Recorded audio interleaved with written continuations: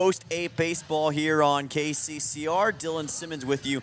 Apologize for some of our technical difficulties. Got off to a bit of a later start today due to some interference, I believe, back at the station. But I think we got it all sorted out, and hopefully we'll be able to bring you some good post-8 baseball action right here on KCCR as your post-8 team takes on the Bismarck Governors in an out-of-state series, their final home doubleheader of the season. Dylan Simmons with you, looking forward to today's great baseball action. It is going to be a fun one between Post 8 and Bismarck, as I'll need to get the camera adjusted real quick for our folks listening in and watching on YouTube. Got a lot of wind in the area right now, so it's making it tougher to keep the cameras up. They've been knocked over a couple times, but all is good, and there's no harm done to the tech, so that's the best news for us. And again, we are just about set for what looks to be a good one. Bismarck Governors, one of the better teams in the state of North Dakota right now. Number 5 overall in the state. Meanwhile, Pierre Post 8 slowly creeping up the South Dakota rankings as they make a push for a potential spot in the home region circuit coming up as the postseason arrives next week, which is wild to think about, but it's the truth. It is coming up very soon, and for Post 8, that means every game matters quite a bit. Even if it is an out-of-state game that doesn't matter as much to the South Dakota standings, you still want to go out there and deliver a quality performance. We'll introduce the starting lineups in just a moment. Joey Kraujik will lead things off for the Bismarck Governors. He'll be followed by Evan Funch and Ben Watson. 1, 2, 3 due up in the order for Bismarck. As we get underway, this ball fouled off, and the count's going to move quickly to 0-1. It's a mild day in the capital city, sitting around the 80s for the most part, so not as warm as it has been in past days. Here's a ground ball up the middle that gets into center field. That's going to be a base hit. And a quick leadoff single for Joey Kraujik to get things going here in the top half of the first inning. Bismarck, a pretty solid team when it comes to getting runners on base. They have statistically one of the better offenses in the state of North Dakota, and they showed it right there with that 0-1 single from Joey Kraujik. That'll send in Evan Funch, who makes his way to the plate. And he is another guy to keep a close eye on. 5'10", 165, and he drives one into left. That'll be caught nicely by Ridge Lineback. So that is one down here in the top half of the first inning. Ball kind of drifted towards Lineback, made it easy. That keeps Kraujik over at first base. Ben Watson will be the next man up. Bismarck 19-14 on the season overall, 7-7 in North Dakota play, led by their 22nd year head coach Mike Skytland. Here's a ground ball left side picked up by Hunsley. Chance to turn 2, and Post 8 will not, as that ball was dropped at first base by J.J. Buchholz. They did take out the leadoff runner Kraujik, so he's gone, and that's 2 down, but an opportunity at 2 on that play taken away. Making it to first on a fielder's choice is Ben Watson. So that'll send on number 4 in the lineup as we get our first look at Tanner Grosclose. Center fielder, cleanup man in the order for the Governors today. These two teams very familiar with each other. They also played last year and the year before that in a doubleheader. It's kind of a out-of-state rivalry, if you will. Bismarck, of course, the state capital of North Dakota. In many ways, it's a out-of-state sister city to Pierre. As that pitch comes in low, count goes to 2-0 for Grosclose. Post 8 does have experience against North Dakota teams this year. Played the Dickinson Rough Riders back in June. Split that doubleheader on the road at Dakota Community Bank and Trust Ballpark. That pitch high and outside for ball 3. It's Parker O'Brien on the mound, by the way, for Post 8. Didn't even get a chance to say that. Guy who's got plenty of experience as a pitcher this year, not as much as some other guys, and you wouldn't expect to see the starting pitchers for Post 8 today in this out-of-state contest, as there's a strike. Count goes to 3-1. Most of the best statistical pitchers are likely being saved for Thursday as Post 8 heads to Brandon Valley for a crucial final South Dakota doubleheader of the season. There's strike 2. Good stuff from O'Brien, and the count goes full. But rest assured, just because it's not their premium pitchers does not mean Post 8 does not have weapons at their disposal on the mound. Chance for a strikeout right here. Instead, it's a fly ball into left field, and Linebaugh is right there to make the catch for out number 3. So Bismarck does get one hit on the scoreboard. Joey Kraujik with a leadoff single, but that's it. And it sends us to the bottom of the first with your score: Bismarck 0, Pierre also 0. Back in 1 minute right here on KCCR and on YouTube at KCCR Sports. When life throws you a curveball, May Adam Law Firm in Pierre is here to help you knock it out of the park. For over 130 years, we've been providing trusted legal expertise in business, family law, criminal defense, and more.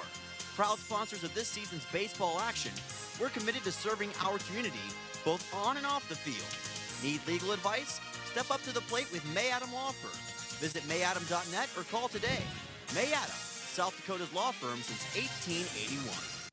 With any dream, the wind won't always be at your back, the sun won't always be shining, and some rain is going to fall. American Family Insurance is like a good, solid roof that you can trust to protect your biggest dreams. With plans that could save you up to 23% when you bundle your home and auto. Also, you can continue to dream fearlessly, no matter what comes your way. American Family Insurance. Visit mfam.com to learn how discounts may apply to you. American Family Mutual Insurance Company assigned its operating company, 6000 American Parkway, Madison, Wisconsin. Contact the Brittany Shufflebine Agency, LLC, 224-6627. Welcome back to Hyde Stadium in the capital city of Pierre, South Dakota. Dylan Simmons with you for the final home doubleheader of the Post 8 baseball season as Pierre Post 8 takes on the Bismarck Governors. Our scoreboard today and always courtesy of the American Family Insurance Brittany Shufflebine Agency. Thank you, Brittany and American Family Insurance, for sponsoring our scoreboards each and every game. Post 8 in the latest South Dakota standings, they are number 8 overall at 14-9 with 39.95 seed points, just ahead of Brookings, who's right below them. Remember, Brookings did beat Pierre in a doubleheader earlier this season, so they would hold tiebreaker in a metaphorical tie situation, but with seed points, you don't really have to worry about that too much. However, it will be interesting to see how these teams do in their final South Dakota doubleheaders of the season. Some of those South Dakota doubleheaders being played today is Sioux Falls East is playing Yankton, Brookings is playing at Watertown, and then Sioux Falls West is taking on Renner. Dawson Getz to lead off for Post 8 here, and Getz will send a foul ball back, and that'll bring the count to 0-1 as it clangs off of our roof here in the press box at Hyde Stadium. Dawson Getz has been nothing short of sensational all season long, and he's one of those guys that you just get a little bit more tense in the chair if you're an opponent watching him do what he does as he flies this one foul. Count goes to 0-2. Dawson Getz with a .375 average on the season, second most hits on the team with a total of 27, just one behind Sutton Sonnenschein, who currently leads the team. He's second in the order. Carter Shufflebine not in the lineup today for those curious, so we'll see if he makes an appearance on Thursday, but not slated to play today, it would appear. Not listed as a substitute either, so rare time that he's not playing today. Pitch is high here, count goes to 2-2. Post 8 could move as high as 7 in the standings as well if things go a certain way down the stretch in this final week of the regular season. A lot of potential scenarios still yet to play out. Getz swing and a miss, and that's a strikeout, and a good start for Cash Weisenberger, excuse me, who was able to place that one in perfectly for a K and cash in at the bank. Sutton Sonnenschein will be the next man up, and again a K on Dawson Getz got him swinging. We'll see if it's as easy against Sutton Sonnenschein, who's been incredibly consistent from the plate all season long. Lets this pitch go by. Count goes to 1-0. He's the one guy that Post 8 can usually rely on to deliver at least 1 or 2 hits in a game. Got off to a red hot start to the season as that pitch comes in for a strike. Count goes to 1-1. Sonnenschein with the team lead in hits, 28, 2 doubles, 20 RBIs, 15 runs. Here's a drive into left center field. Ball bouncing and rolling all the way to the wall. Sunshine is heading for second. He's got a shot at third if he wants it. He's going to be held at second base, and Sunshine, will settle for the double with one out here in the bottom half of the first inning. And that's the kind of firepower that Sunshine can provide. His third double of the season. That's his third total extra base hit. Charlie Simpson, the next man up at the plate, and this is another dynamo for this post-8 offense. A guy that can be relied upon time and time again to not only put himself on base, but send runners home in key situations. That pitch comes in high, count goes to 1-0. One hit for both sides so far. We saw that single from Bismarck in the top half of the first inning. That's all they were able to manage against Parker O'Brien.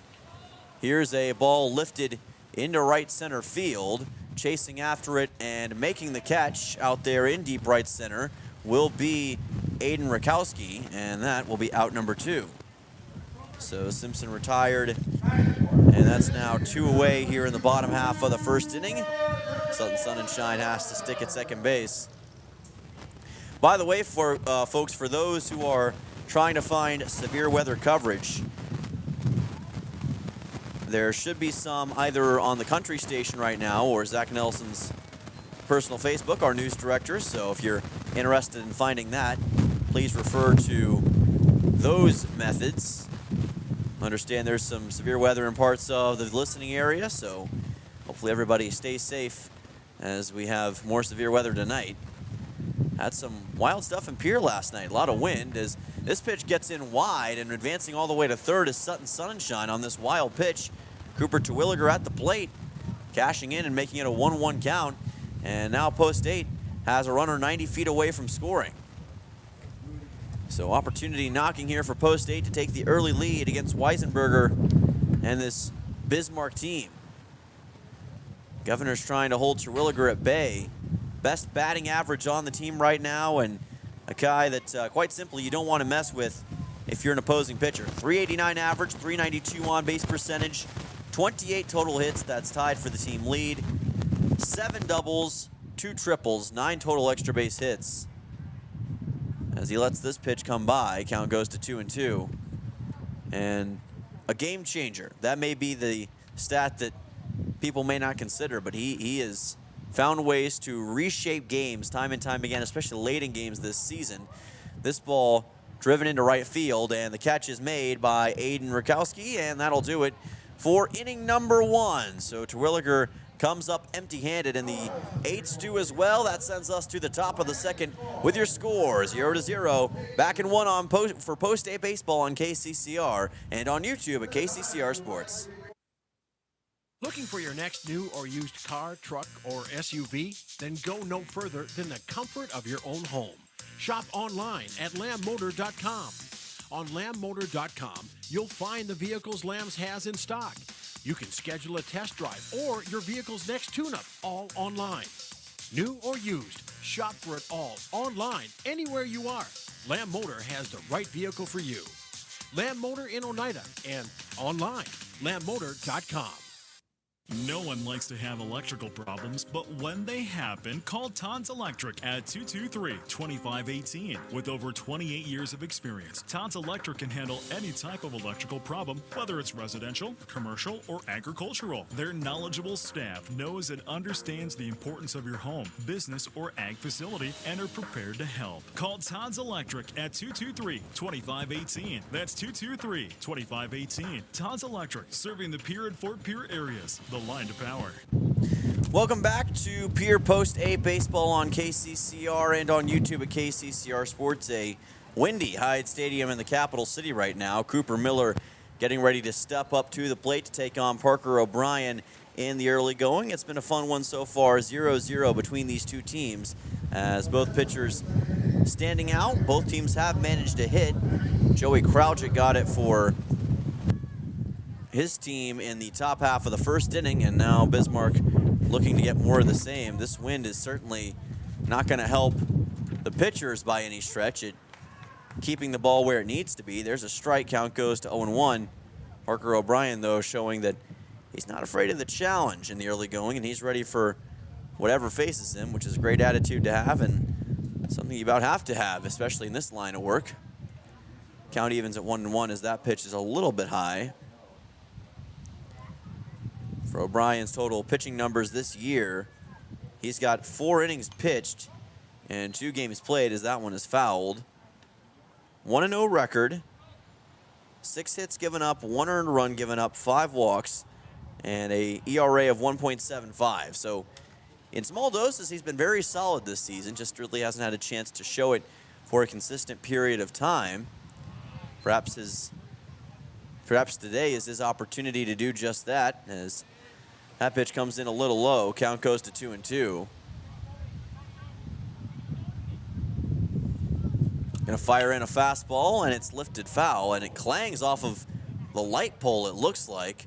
There was a fan down there up against the fence, and it looked like for a second it was gonna head right for her, but thankfully she got out of the way. Looks like there's a couple fans down there. Look out on that one, because you never know, especially when you're approaching the outfield, when a baseball is gonna come in your direction, and those kids just about learned that the hard way. Just glad that everybody's okay.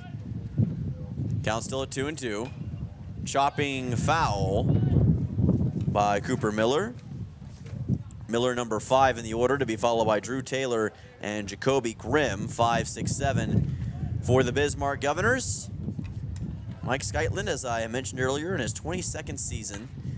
This ball lifted high and deep into right center. Chasing after it is Sutton Sunshine, and he makes the catch for out 1. Pretty easy routine fly ball for Sunshine. Second straight foul ball by Bismarck. That'll send in Drew Taylor. But Mike Skytland, a former state champion head coach, won in 2014. 5 times the Governors have finished as state runners-up in his time at the helm of this Bismarck program, and he's become a staple for them. It's not often, especially in these times, that you see a coach make it through as long as Skytland has in the Legion seam, but that's kind of the beauty of this Bismarck program and part of the cool factor that you get. And that loyalty is obviously not lost on the players or the people surrounding the Bismarck Governors baseball program. Count goes to 2-0. This is Bismarck's penultimate road doubleheader of the season. Here's a drive into left field. It's going to get down for a base hit. Looping shot by Drew Taylor. He'll stop at first base with a 1-out single. Ball almost caroms into the outfield. Good work by Hudson Stosher to keep the ball in front of him. And it's a 1-out single for Taylor and a runner aboard for the Governors. That was a really good handle on that looping shot by Taylor. Put it in a perfect position. Leinbach doing what he could to catch up to it, but really just didn't have time to locate that baseball. Jacoby Grimm, the catcher, will be the next man up, number 7 in the order. And now, much like the first inning, Bismarck is set up for some form of success with a runner on base. They got Joey Kraujik as far as first, his first time up. Didn't get him any further along than that.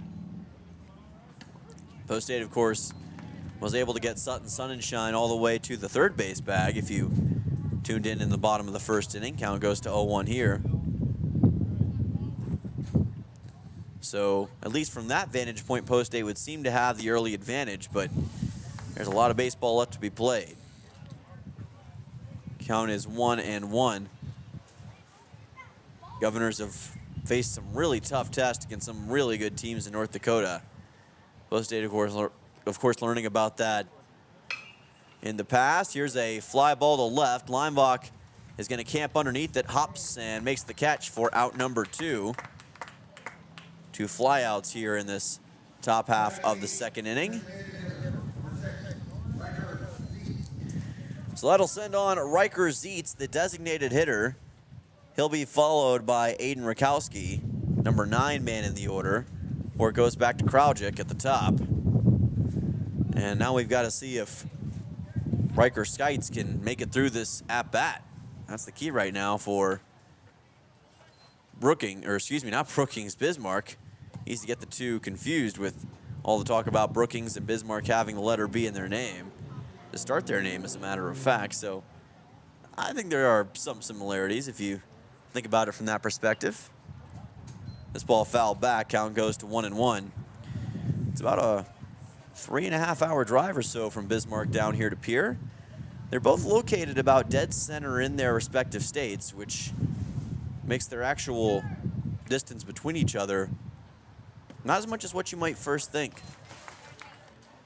That pitch is in for a strike. Count goes to 1-2, and it makes this back and forth doubleheader series all the more possible and crucial as a result, because you're playing for, if you believe in the territorial ways, a pretty big stretch of land in the Central Dakotas. That pitch is high. Count goes to 2-2.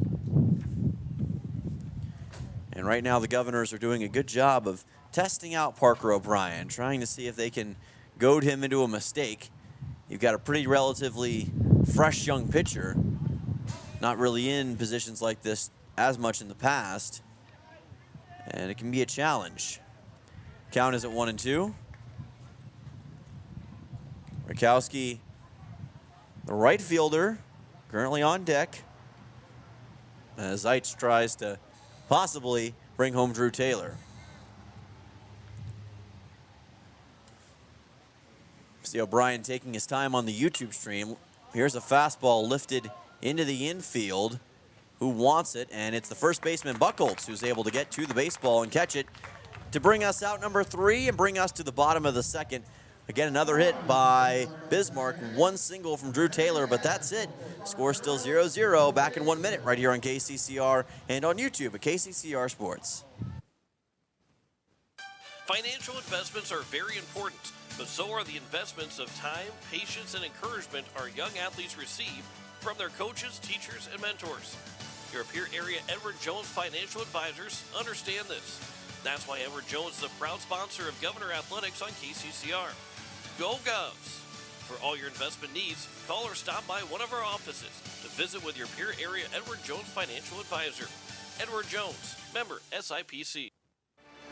Stolken Peterson LLP has been your local CPA firm for over 40 years, offering tax preparation, bookkeeping, payroll, and consulting services.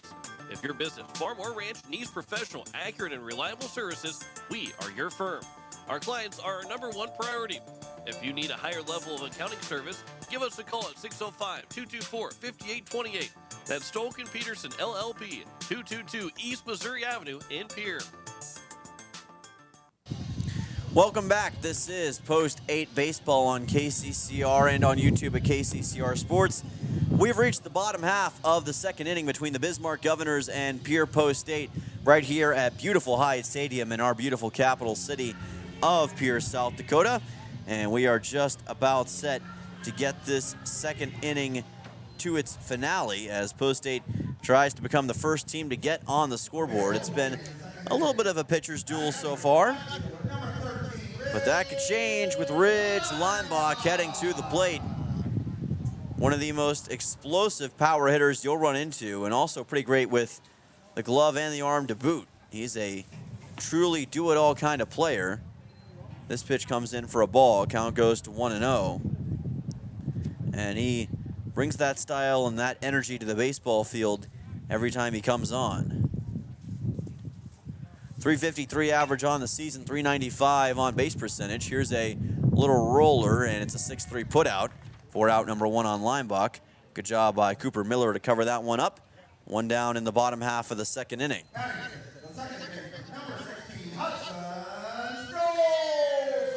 Hudson Stosher, the next man up. He's been on again, off again as far as the starting lineup goes. Sometimes he appears to be in it for the long haul, and then sometimes he ends up getting subbed out, but he makes the most of every opportunity that he is in it. And he's a guy that, without a doubt, has a lot of upside, a lot of potential, even untapped potential that he'll use to get better in the future. And that's been a lot of fun to witness over these last few months, his development as a player. And you're getting to see that a lot with his play style and what he's been able to do with Post 8. Count is at 1-1.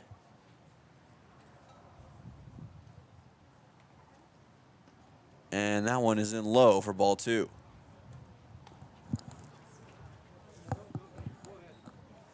Count 2-1 for Post 8. Again, Ridge Lineback trying to get his first hit of the game, put his team on top first. Easier said than done, as he'll foul this one into the cage. Counts 1 and 2. Cash Weisinger, not a guy who's going to be easily confused or deterred in any way. Weissenberger certainly has a lot of experience, a lot of talent. Great right arm. Here's a low arcing hit that's going to be driven right to the first baseman, and Joey Kraljic just immediately gets on the bag for out number 2. So it went right to the first baseman off the bat of Ridge Lineback, and that's not how Post 8 wanted Lineback to start his first at-bat, and now they're trying to capitalize on this, what was once an opportunity at bringing somebody in, which they have yet to be able to do. Pitch is going to be wide for ball number 1. This is Porter Hunsley, or check it, Hudson Sturt. No, it is, excuse me, Porter Hunsley, who is at the plate.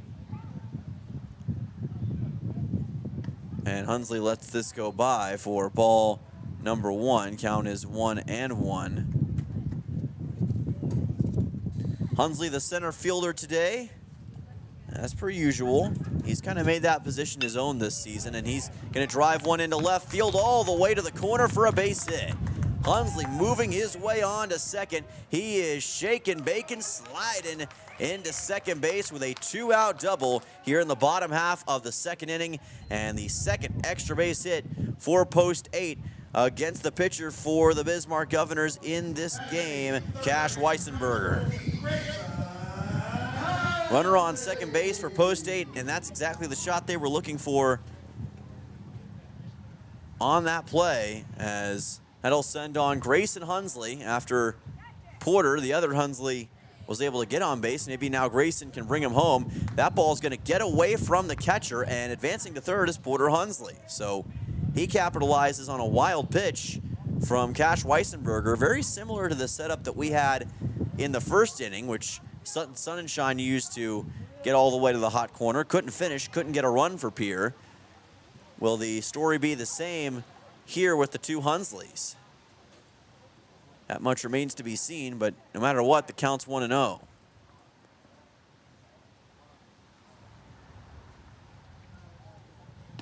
And that fastball is a little high. Count goes to 2-0.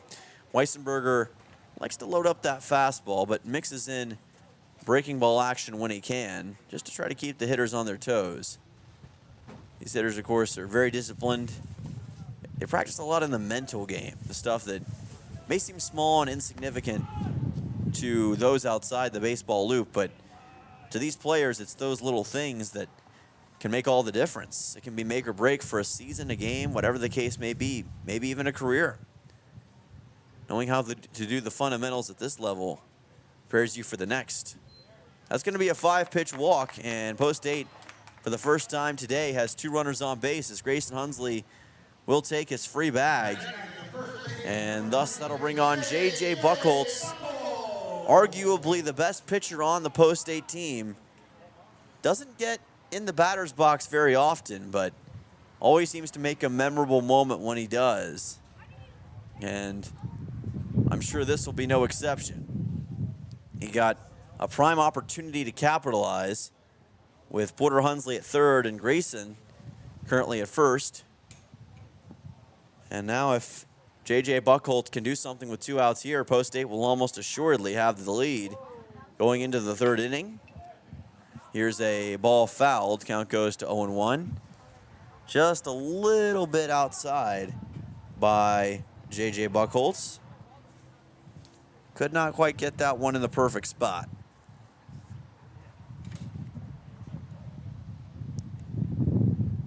Taking his time right now is Weissenberger. Fires in a pitch for a strike. Count is 0-2. And for Post 8, you got to imagine that they feel as though this may be their best, at least early opportunity. These are the kinds of chances you really don't want to mess up, especially against a good Bismarck team. This ball up the middle. Shortstop is there, and a nice job by Bismarck with Cooper Miller and Ben Watson to get the out for the runner on second base, and that'll send us to the top of the third. Post 8, 90 feet away from scoring the first run of the game again, but unable to finish, and we're still tied up here at Hyde Stadium. Back in one on KCCR and on YouTube at KCCR Sports. Swing for the fences with a great deal from Capital City Ford Lincoln Toyota in Pierre.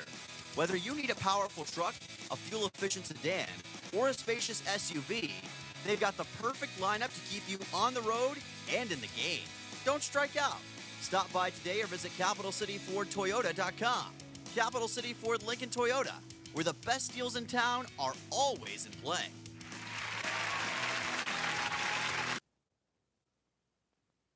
Building a home. It's the biggest investment most of us make in a lifetime. Not to mention it's a decision that, well, you pretty much live with day and night. The quality of the workmanship stares back at you like a reflection. It also affects the value of your investment. Choosing the right contractor is critical. Kruger Contracting is that contractor. Call 222-2523. Quality workmanship and materials completed on time. Kruger Contracting. In a word, quality. Call 222-2523.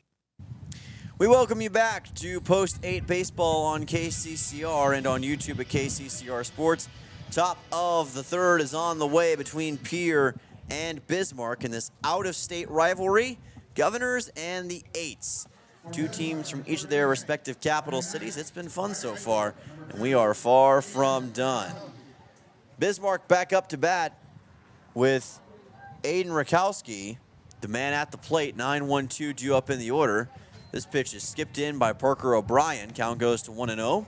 O'Brien getting his chance on the mound. Again, Post 8 likely not to use their highest quality starting pitchers in this game. But these games are great because they not only test the pitchers, but they test everyone on the team to make sure they're as sharp as they really think they are at this point in the season. It's not quite a scrimmage, but you see what point I'm making with it. Post 8, as that's going to be a hit by pitch against Aiden Rakowski, and that'll send him on to first. So Parker O'Brien with his first real mistake of the game. Runner on first for Bismarck. Evan Funchess will be to follow Kraujik, who got the first hit in the history of Bismarck and Post 8 at Hyde Stadium today. It's going to say of all time, but that is obviously not true. Count here is going to be 1-0. Runner on first is Rakowski, who's eager to make a move. This ball lifted into foul ground. Buchholz is trying to make a play on it, but he's not going to be able to catch up to it as it lands close to the Pierre dugout. Count evens at 1 ball, 1 strike. Buchholz did a good job of trying to pursue that baseball. It's that individual effort that has helped Post 8 in so many situations this season. The little things they've done and the times where they've had to use that 110%, they've found a way a lot of times to get that. That's what they have to keep doing if they want to succeed, especially with the postseason coming up. And, you know, John and I have been discussing it heavily for the last few days, but this doubleheader against Brandon Valley, and even today, obviously, oh so crucial. It's not just about where you play, it's how you're playing going into the postseason, because you do not want to be a team that has little to no momentum going into a playoff atmosphere and having to deal with that. It usually does not work out. Sometimes it does, but oftentimes not, as runner advances on to second after the ball was bobbled by the catcher for Post 8, Charlie Simpson. So the count is now at 2-1 and a runner in scoring position. Something just dropped behind me, and I have no idea what that was. Everybody in the press box kind of looked over to see what was going on, and I can't say exactly what it was. We just heard a thud. Again, the wind obviously not quite as rough as it was last night. but it's still whipping here at Hyde Stadium today, and it's knocking some stuff over, so you're going to have to give a pause for thought to see what exactly happened. Count is at 2-1 here. Joey Kraujic blasts one high and deep to center field. This back towards the wall, towards my Jeep, and out of here. A home run for the Bismarck Governors. Joey Kraujic got a single in the very first at-bat of the game, and he gets a home run here, a 2-run shot to give the Governors a 2-0 lead here in the top half of the third inning, and that will excite the Governors fans who've made the journey south here to Pierre. What a 2-run blast by Kraujic all the way to dead center field. You don't see that very often, but he absolutely drilled it. And all of a sudden, it is Bismarck in firm control of this baseball game, still with no outs here in the top half of the third inning as Evan Funch makes his way up. Lined out to left his last time. Pitch delivered by O'Brien, and that's got to be a little disheartening for him after what was such a great start early on in this game. Gives up the 2-run blast here. Here's a softly hit chopper. Here's Grayson Hunsley. Fires a bullet pass to first for out number 1. Nicely done on the 5-3. It'll send on Ben Watson. One down in the top half of the third inning. Watson reached on a fielder's choice his last time up. Post-State took out Kraujic in that. Kraujic now 2 for 2 on the day, and he's already making a heavy case to get that player of the game moniker for Bismarck. As that pitch is low, counts 1-0. O'Brien's been pretty good against basically everyone else on the Bismarck roster, but against Kraujic, he has struggled so far. Only one other player has managed to hit as that ball is fouled back, counts 1-1. That would be Drew Taylor. Got one in the second inning. Of course, we saw earlier Aiden Rakowski reach on a hit by pitch. That's what set up Kraujic to get the 2-run homer just a second ago. And that hit by pitch becoming all the more costly as a result. Pitch is wide here. Count goes to 2-1 for O'Brien. And now if you're Post-State, you're in a very disadvantageous position. Post-State much better as a front-running team. As that ball's lifted and fouled. It's going to land somewhere beneath our press box. Into the crowd it goes. Souvenir City here in the capital city. Count goes to 2-2. They can exchange that for a gift up here in the press box if they're so inclined. A lot of times you see people doing just that. They've got some good stuff. Count at 2-2. 3 total hits now for Bismarck in this game. Here's a chopper right side, right to the first baseman, Buchholz. He's there to get the unassisted out on Watson. 2 down here in the top half of the third inning. And that was about as easy of a play for O'Brien as you'll see. Easy for Buchholz, I should say, since it went right to him. If that had been in a different direction with the speed it was carrying, then who knows exactly what could have happened. We'll get Tanner Gresklos, Gresklos coming up next for Bismarck. Grosclose, I should say. 5'10", 165. Lefty batter. Count goes to 1-0. O'Brien, of course, a right-handed pitcher, so this is always a bit of a troublesome matchup on occasion. This is a ground ball to second. And Buchholz had to go off the bag to get the throw from the second baseman, Stoscher, but still got it for a 4-3. That's out number 3 in the bottom of the third. But Bismarck takes the 2-0 lead. Joey Kraujic with a 2-run blast to dead center field. Hopefully didn't leave a dent in my Jeep. Back in 1 right here on KCCR and on YouTube at KCCR Sports. Becky Potsaba and State Farm Insurance are here to help you with your insurance and banking needs. State Farm's not just insurance. It's banking, investments, IRAs, loans, and a whole lot more. We offer guidance in a personal and caring way that helps you manage the risks of everyday life, recover from the unexpected, and find ways to control costs so you can realize your dreams. We know how life is, and we're here for you. Stop in to see Becky at 1315 East Wells Avenue in Pierre, or call Becky at 224-4173. Is it the competition that keeps bringing you back? The long-standing rivalries? Or is it seeing friends again and cheering on your favorite team? At First Dakota, we're here for it all. We appreciate the fans, the players, the coaches and officials, the concessions crew. The shared community experience is part of what makes life here great, and we're here for it. See you at the game. First Dakota National Bank, member FDIC. Welcome back here on KCCR and on YouTube at KCCR Sports. Dylan Simmons with you here at Hyde Stadium. And again, our scoreboard, as always, courtesy of the American Family Insurance Brittany Shufflebind scoreboard. Thank you, Brittany and American Family Insurance, for sponsoring our scoreboard each and every game. Post 8 down 2-0 to the Bismarck Governors after a 2-run home run from Joey Kraujic in the top half of this third inning. And now Post 8 has to kind of pick up the pieces against Cash Weisenberger and company. As they go back to the top of the order, that means Dawson Getz, 1, 2, 3 due up. It'll be Getz, Sutton, Sonnenschein, and Charlie Simpson, 1, 2, 3. Getz struck out swinging against Weisenberger his first time up.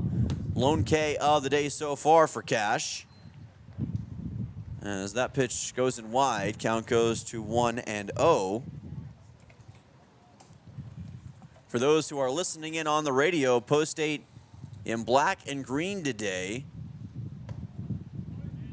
Worn those uniforms a couple times this season, as that pitch is inside for ball 2. Meanwhile, Bismarck has navy blue with blue caps, red bills on the caps, and gray pants. Both teams with gray pants, as a matter of fact. And that pitch is low. Count goes to 3-0. Of course, we expect as Post 8 heads to Brandon Valley, they'll be in their traditional road uniforms on that day, but you never know. Sometimes players want to change up the uniform style for their last doubleheader of the regular season. Count goes to 3-1, especially the seniors. That's, at least it was for our high school, a tradition that seniors would pick the uniforms on certain games of the season. That's strike 2. Getz looking at that one, decided not to pursue it. Weisenberger put the fastball in perfectly and now puts Getz in a very unenviable position. Payoff pitch, ball is grounded into right field for a base hit. Beautiful ground ball by Dawson Getz. He's got a leadoff single to get things rolling in the bottom half of the third inning, and Post 8 with a runner aboard.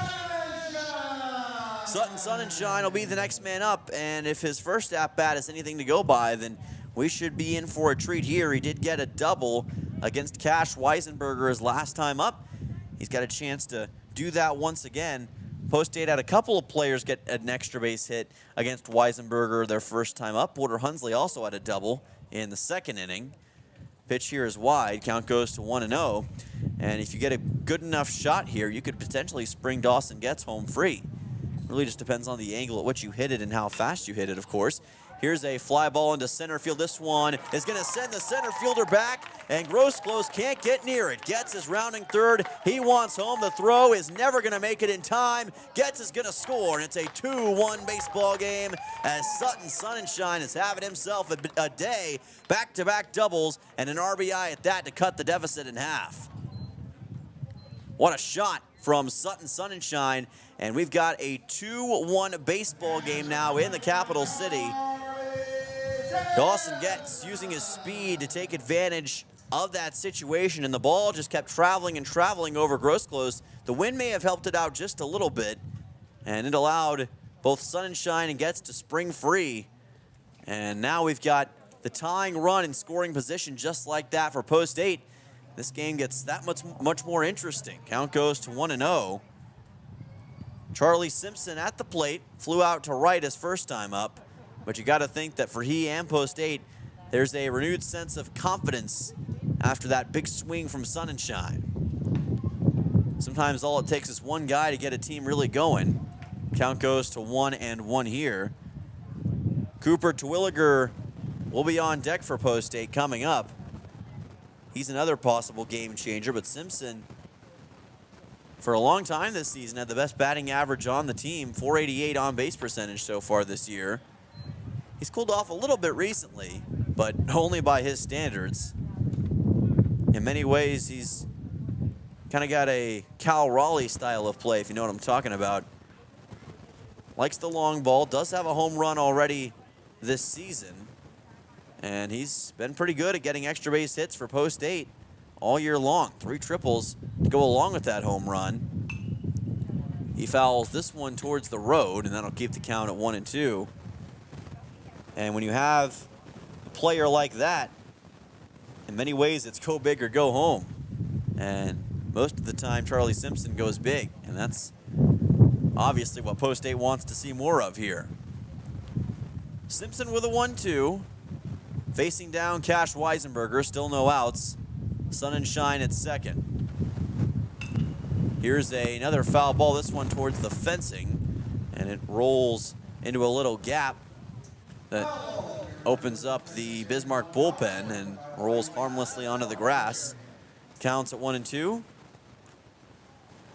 Wind at a pretty consistent 15 to 20 miles an hour right now. Gust even more than that at the moment. Here's a little chopper along third.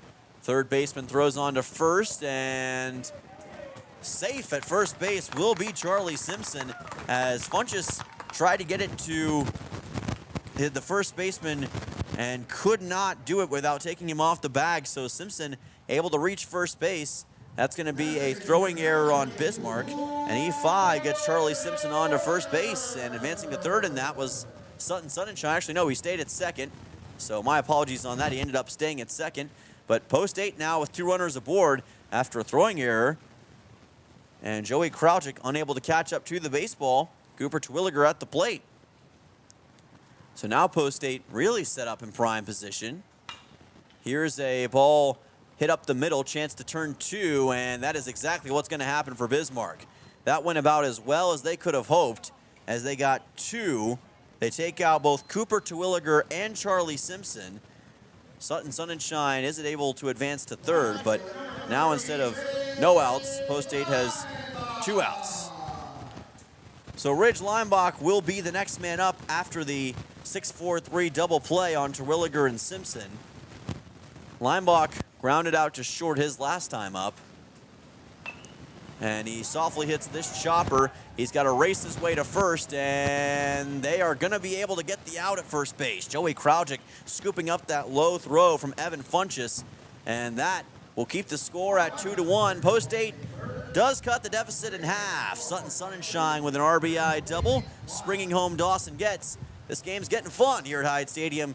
Don't lose the fun. We'll be right back in 1 minute right here on KCCR and on YouTube at KCCR Sports.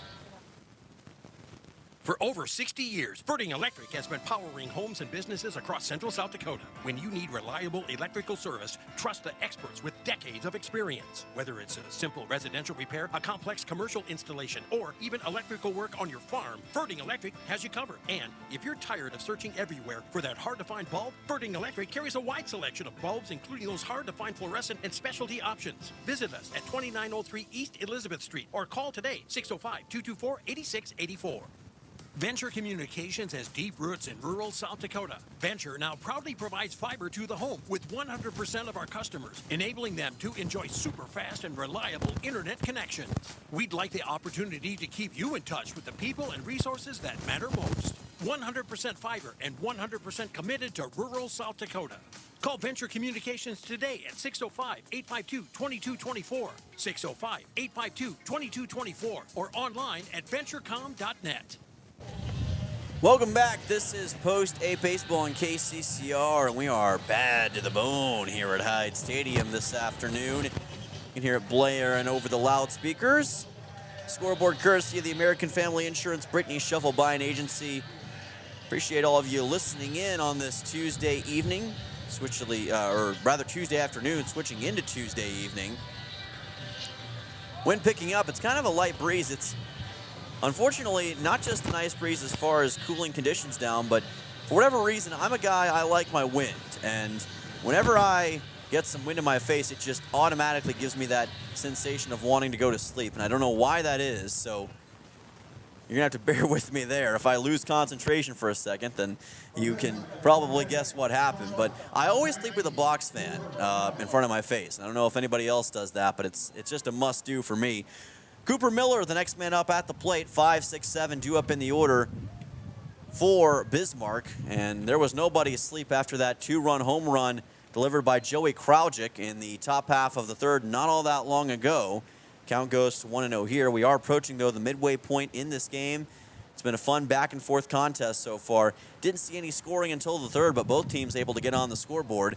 Post 8 in a bit of a less flashy manner, but Sutton Sunshine still had plenty of flair on a 2-run RBI double. Count is at 2-0 now. Parker O'Brien still on the mound, swing and a miss. Count goes to 2-1. O'Brien trying to hold Bismarck at bay. He's done a good job of that outside of the 2-run shot from Kraujic. Otherwise, it's been smooth sailing for the right-hander. Fastball almost, and it did make contact with Cooper Miller. Man, he'll make his way on to first. That is the second hit-by pitch issued by Parker O'Brien, and it was a hit-by pitch in the top of the third that eventually sprung Joey Kraujic into that home run and a 2-run shot. So maybe a little bit of a flashback of an unfortunate variety for Parker O'Brien here. Drew Taylor was one of the 2 players to get a hit their first time up against Parker O'Brien, and he's got a chance to do that once again right here. Runners going to second, and post 8 should be able to get him out. They did. They caught Cooper Miller trying to steal second base. Charlie Simpson was ready for it, and he took him out right at the bag, and just like that, the base runner for Bismarck is gone. That is heads-up play and a great throw-him-out moment by Charlie Simpson, one of the best cannon arms in all of South Dakota Legion baseball, and he displayed it right there. Counts 1-0 with 1 out for Taylor. Taylor sidesteps that pitch. It goes by him. Count goes to 2-0. Stay tuned after the conclusion of game number 1. We will have post-game coverage right here on KCCR. You won't want to miss all the latest details. And that's a stiff hit-by pitch on Drew Taylor's second straight issued by Parker O'Brien. And just like that, another free runner on base for Bismarck. And that's something that Parker O'Brien's going to have to contain a little bit more. Seems like his pitches are a little more erratic than they were at the start. Post 8 would rather not this obviously turn into a bullpen game if they can help it. Just about at the halfway point with an out, but it's going to be tough if things like that keep happening. Jacoby Grimm, the next man up, he flew out to Ridge Linebach his last time up. 7 combined hits in this game now. 4 for post 8, 3 for Bismarck. Here's a throwback to first. They're not going to be able to take out Taylor that easily. Drew Taylor and Bismarck do like to attempt to steal base. It's definitely part of their vocabulary, so to speak. Portion of their skill set that they go back to a lot. It's what's helped them to be one of the better teams. They have not been swept in a doubleheader except once this season. That was to Fargo Post 2, defending state champions and the current best team in North Dakota. For those of you who don't know as much about North Dakota baseball, Fargo is really the benchmark. They're like the Rapid City Hard Hats of North Dakota, if you want a comparison. Rich baseball history. Both Fargo teams, as a matter of fact. Count goes to 1-2. But don't underestimate Bismarck. They've been a great team for years. As I said previously in the broadcast, the 2014 state champions. This ball fouled directly into the cage by Jacoby Grimm. That will keep the count at 1-2.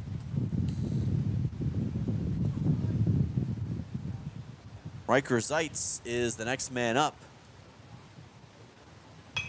This ball lifted into shallow right field. It is going to sit down in front of Sutton Sunshine for a base hit, and cruising his way to second easily is Taylor with Grimm safe at first base. And that nice little 1-out bloop shot has put 2 runners aboard for the Bismarck Governors. So a single for Grimm. Riker Zeitz is the next man up. I think you called him Zeitz. My apologies. The DH ended up popping one up to second his last time up. Aiden Rakowski to follow. But now you start worrying because then you've got Joey Kraujic waiting in the wings, and you'd rather not see him to the fifth, obviously. That ball bounces off of the plate, and the runners will advance to second and third. So for all intents and purposes, it's a wild pitch, and now 2 runners in scoring position for Bismarck. Count goes to 1-0 as that pitch from O'Brien, I believe, just bounced directly off of home plate and went back into the field of play. And allowed the runners to capitalize, and now you've got Drew Taylor at third and Jacoby Grimm at second. That pitch is high. The wind may have caught that one a little bit, counts 2-0, but you saw O'Brien almost trying to compensate, if you were watching on YouTube, trying to compensate on that one in case it did go somewhere it didn't need to, and he may have pushed it a little bit more than he would have liked. Counts 2-0 here.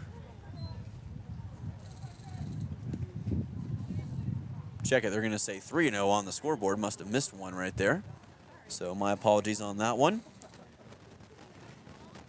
Governors last year were the semifinal participant in the state of North Dakota, as that's ball 4.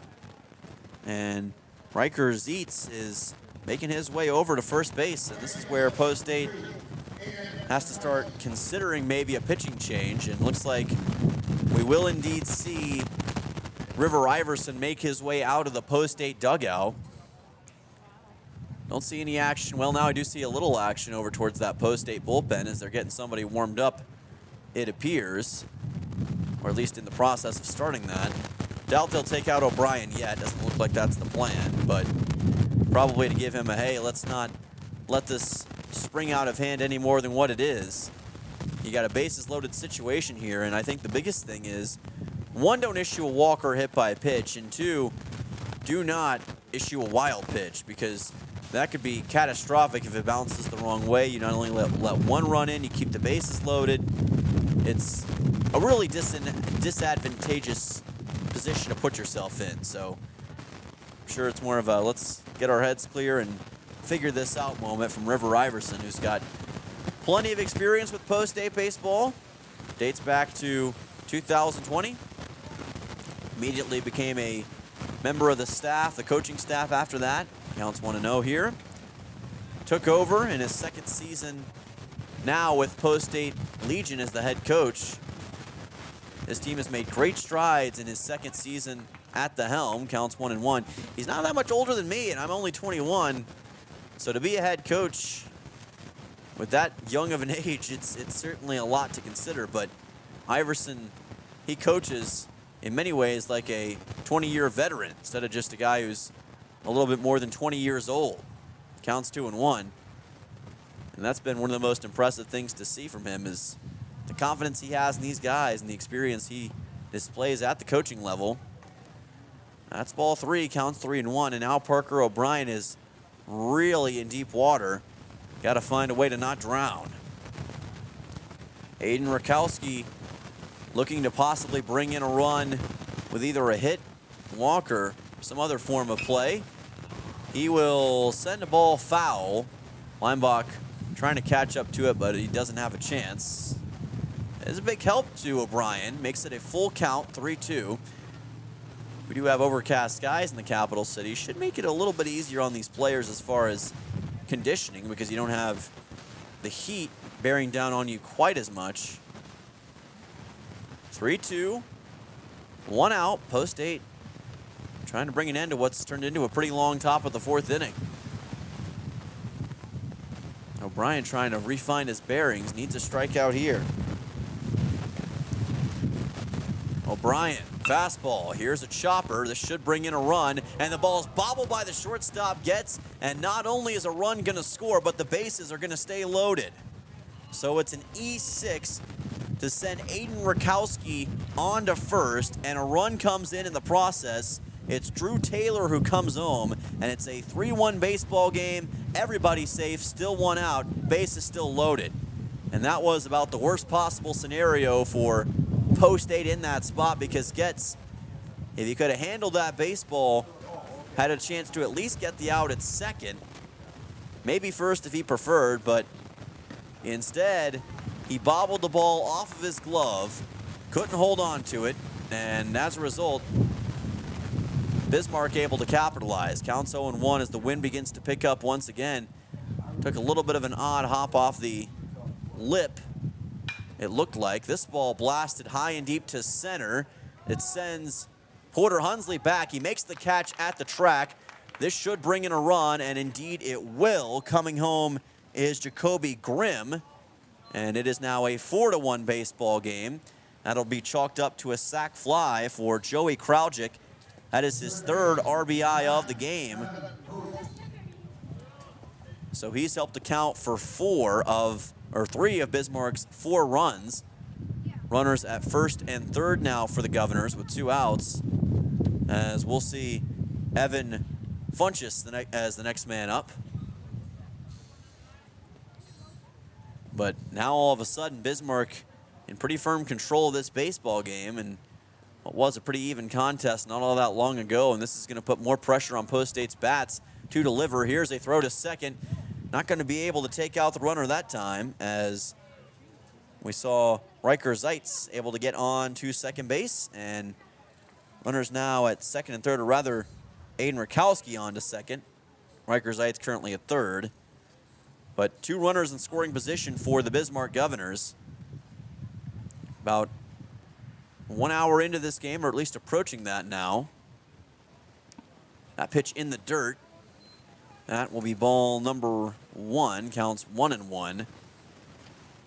And you wonder how River Iverson will approach this upcoming 5th inning. Do you keep O'Brien in after this kind of frame, or do you change up your strategy just a little bit, depending on how things go in this hopefully last out for Post State? Counts 2-1. You never want to put too much stock on what you perceive as a bad inning, but as a coach, you've also got to know when the time is right to make that change, and it can be difficult to know that exactly. Swing and a miss here, and that's a strike. Count goes to 2-2. Parker O'Brien, shockingly enough, does not have a strikeout yet in this game. It's been a lot of letting his infield and outfield make plays. Perhaps this can be the time for a inning-ending K. It's not. It's going to hop off the dirt into the body of Simpson for ball 3. So now we've got a payoff pitch and a 3-2 count coming up. 2 errors for Bismarck in this game, but it has not cost them in the long run. Payoff pitch, 2 outs. O'Brien. Here's a chopper left side, and it's just fouled. Just to the left of the third base bag. Grayson Hunsley was all over it. And if that had stayed fair, he may have had a chance to get the easy out in whichever path that he chose. Evan Funchess has not yet gotten a hit. 0 for 2, grounded out to third his last time out. There's the inning-ending K we were looking for. Parker O'Brien steps up and fires in a bullet on Funchess, catches him looking. That is out number 3, but once again, Bismarck takes control. 2 runs scored here in the top half of the 4th inning. 1 coming off an error by Dawson Getz, and Joey Kraujic answering with a sacrifice fly as well. 3 RBI day for him so far. Back in 1 minute, right here on KCCR and on YouTube at KCCR Sports. At Shane's Pharmacy, your healthcare is important, and Shane wants to be the pharmacist to take care of you. Shane's Pharmacy will make sure your prescriptions are filled in a timely manner, they will answer your questions, and they will even deliver to your home or office. Call 223-9200. Shane's Pharmacy, the pharmacy you know and trust. The number again is 223-9200. Shane's Pharmacy in Fort Pierre, proud to support high school athletics. Yag Air Incorporated is your locally owned ag, chemical, and seed retailer. Yag Air Incorporated offers reliable ground and aerial application. For the latest seed and chemical pricing, contact Kyle at 605-280-8710 or Tony at 605-280-4771. Yag Air for all your ag, chemical, and seed needs. Kyle, 605-280-8710 or Tony, 605-280-4771. Welcome back to Post 8 Baseball on KCCR and on YouTube at KCCR Sports. Dylan Simmons with you on this Tuesday afternoon, and hard to believe it's the final home doubleheader of the season for Post 8 after what's been feels like a lightning fast American Legion baseball season. Not quite over yet, but it's getting close to that. Final regular season doubleheader is on Thursday. Post 8 traveling to Brandon Valley for a crucial South Dakota doubleheader. John Winkler, the one and only, our great KCCR sports director, will be on the call for that. He will also be on the call for Post 8 for the upcoming region tournament. And if Post 8 makes the state tournament, yours truly will be on the call for that. But a lot left to be decided in the meantime. Hudson Stosher at the plate, fouls this one off, counts 0-1. Cash Weisenberger still on the mound, doing a good job so far of really holding Post 8 at bay. He's played some really solid baseball. Bismarck last year, 36-10 overall. Really solid team stats-wise. Again, was a semifinal participant. Lost in the semifinals to Fargo. Ended up coming back this year with a mission in mind to get some redemption after what happened a year ago. And while they haven't been quite on the same level, they're still a dangerous team, and we're seeing that here today. As that's a swing and a miss, and just like that, a strikeout quickly on Hudson Stosher. He gets caught swinging. That is K number 2 for Cash Weisenberger. That's money in the bank for out 1. Porter Hunsley, the next man up, and this is not helping Post 8's comeback efforts at all. Weisenberger getting into a groove. And again, you got 6, 7, 8 leading off this order, so not the strongest part of the order so far this afternoon for Post 8. But that could change here. Fly ball into left. The wind carries it over the head of Drew Taylor. Little bit of help here for Porter Hunsley, and he's going to find his way to second base with a double. 2 straight doubles for Hunsley. And as I just said, I think the wind may have briefly caught that baseball and carried it a little further over the head of Taylor, who was probably expecting it to peter out, so to speak, before it did, and it allowed Hunsley to get on to second base. And hey, sometimes you'd rather be lucky than good, and Post 8 will take that over Donald Duck luck any day. Here's an off-speed pitch that will be in for a ball. Count is 1-0. Grayson Hunsley at the plate. He reached on a walk his last time up. Conditions already cooling down in the capital city, and that just reminds me that our high tomorrow is going to be 65, and that's it. Projected to be 65 tomorrow. Yes, it's the middle of July, but conditions are just going to be strange tomorrow for whatever reason. But sometimes these things can happen, and it's part of the beauty of living out here. You never know exactly what you're going to get weather-wise. We had a record high yesterday, 104 degrees and 65. But right now, Post 8 is red hot with another hit from Grayson Hunsley. Coming home is Porter. He scores. Hunsley will advance to second on a bobble by the pitcher Weisenberger. And Post 8 has got it at a 4-2 baseball game. Grayson Hunsley with the RBI single. And we've said it before, folks. Grayson Hunsley, underrated game changer. Not the leader in RBIs for this team, not the most productive hitter in the world, but when the moment calls for it, he can be relied on in a big spot. And there's not a lot of guys that can always have that moniker, but Hunsley's one of them. There's a strike on J.J. Buchholz, counts 0-1. This is the kind of momentum that Post 8 needs to build that comeback effort just a little bit. It's the building blocks of something, but you've got to keep the stretch going. The Hunsleys were able to capitalize in their own right and get things started. Now it's up to the rest of Post 8 to do the same. You've got Dawson Getz waiting in the wings after Buchholz goes to bat. Barring a double play, he'll get a chance here. And then Sutton Sunshine and Charlie Simpson. You really want to see Sunshine go up here in this frame if you're Post 8 with what he's been able to do so far as Buchholz swings and misses, counts 1-2.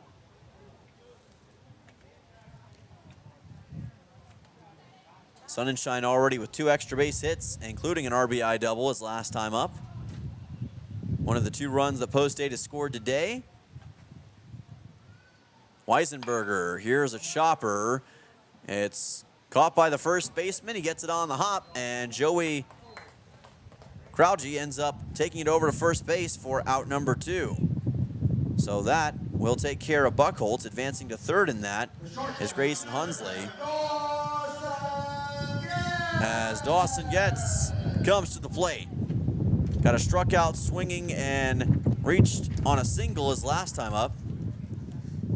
Kraujic, I think I called Joey Kraujic something else right there. So Kraujic was the guy who got the out at first. That's why I was so confused for a second. I was like, why in the world did I say that name? That can't be right. And indeed it was not. Sometimes you lose track of names, even when you got them right in front of you. Dawson gets at the plate, waits on Weisenberger, and fouls this one off into the net. Count just like that is at 0-2. Dawson did strike out swinging his first time up. Tied for the team lead in hits this year. Actually has the team lead in hits to himself, or at least had it for a second. Here's a fly ball to left, and that will be caught by Drew Taylor, and that will end the bottom half of the 4th inning. Post State able to put a run on the scoreboard. Grayson Hunsley with an RBI single, but it's still Bismarck in control on top 4-2-2. We'll be back for the top of the 5th in 1 minute on KCCR and on YouTube at KCCR Sports. You just got a quote from a company and are now being billed for not choosing them. Many contracts have what's referred to as a contingency agreement. These typically state that if you don't go with them, you, after insurance has approved the repair work, will be charged a percentage of the job they quoted. Ask up front if they charge to provide an estimate. Never sign anything that you haven't fully read or understand. If you have any questions, reach out to the South Dakota Office of Attorney General's Consumer Protection Division at 800-300-1986. Summer is here, and Beck Motor Company is stepping up to the plate. As a proud supporter of Legion Baseball, we're hitting it out of the park with unbeatable deals on the Chevy and Cadillac vehicles. Whether you're looking for the power of a Chevy Silverado or the luxury of a Cadillac Escalade, Beck Motor Company has the perfect ride for you. So swing by today. Take your game and your drive to the next level. Beck Motor Company, your local Chevy and Cadillac dealer. Proud to support our youth and ready to put you behind the wheel of your dream vehicle. www.beck-motors.com, 605-224-5912. Welcome back for Post State Baseball on KCCR. We hope you're a believer in KCCR. Scoreboard today, courtesy of the American Family Insurance Brittany Shufflebine Agency. Thank you, Brittany and American Family Insurance, for sponsoring our scoreboard each and every game. Post State's got a new pitcher on the mound. Trevor Rounds takes the mound in place of Parker O'Brien. So he was the guy who was warming up in the bullpen not that long ago. And now we'll see what Rounds can do in this very high pressure situation. Doesn't have a ton of pitching experience this year. He's not a guy that you normally think of as a pitcher in this spot, but again, Post State saving their best arms for the Brandon Valley doubleheader coming up on Thursday. Rounds has had some solid showings this year, though. Just 1 inning pitched all year, so very small sample size. 4 hits given up in that 1 inning, so not the best stat line in the world, but it's been a long time, and you know that these pitchers, they practice hard and often to get things righted, and it's up to Rounds to do that now with Parker O'Brien heading to the dugout. Rounds' first test will be against Ben Watson, number 3 in the order. 3-4-5 due up for Bismarck. First pitch by Rounds is up high for ball 1. Count is 1-0. The wind is stabilized a bit after some big gust earlier on. Understand that there's a big weather system moving through about, I'd say, 45 minutes north of here. It's going to stay away from Pierre as best we can tell, but here's a ground ball to the left side. Fouled, counts 2-1. But for all those looking for severe weather coverage, I would recommend KLXS to find the latest on that. If there is indeed severe weather coverage on Riverfront Broadcasting, which I'd imagine there is. Count is 3-1 after that pitch went wide. by Rounds, and he's got to really lock in here. 3-2 if he can get the strike, and he can't. It ends up being ball 4 and a runner aboard for Bismarck, as reaching on a walk is Ben Watson. First time making it to base on something other than a fielder's choice today. Tanner Grosclose will be the next man up. Usually works as an outfielder or a pitcher. Center fielder today for the Bismarck Governors. Runner on base again for Bismarck, and again, this is the last thing that Post 8 wants, is to give Bismarck more momentum when they're already controlling the game. That just adds confidence, builds belief, and takes away maybe some of the belief subconsciously of your guys. Even if they obviously have the ability and belief to come back, it just makes the job that much more difficult. Counts 2-0.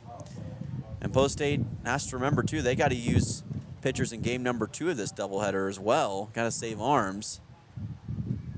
Rounds having a discussion here with Coach Iverson, and it looks like they're going to talk things over for just a second.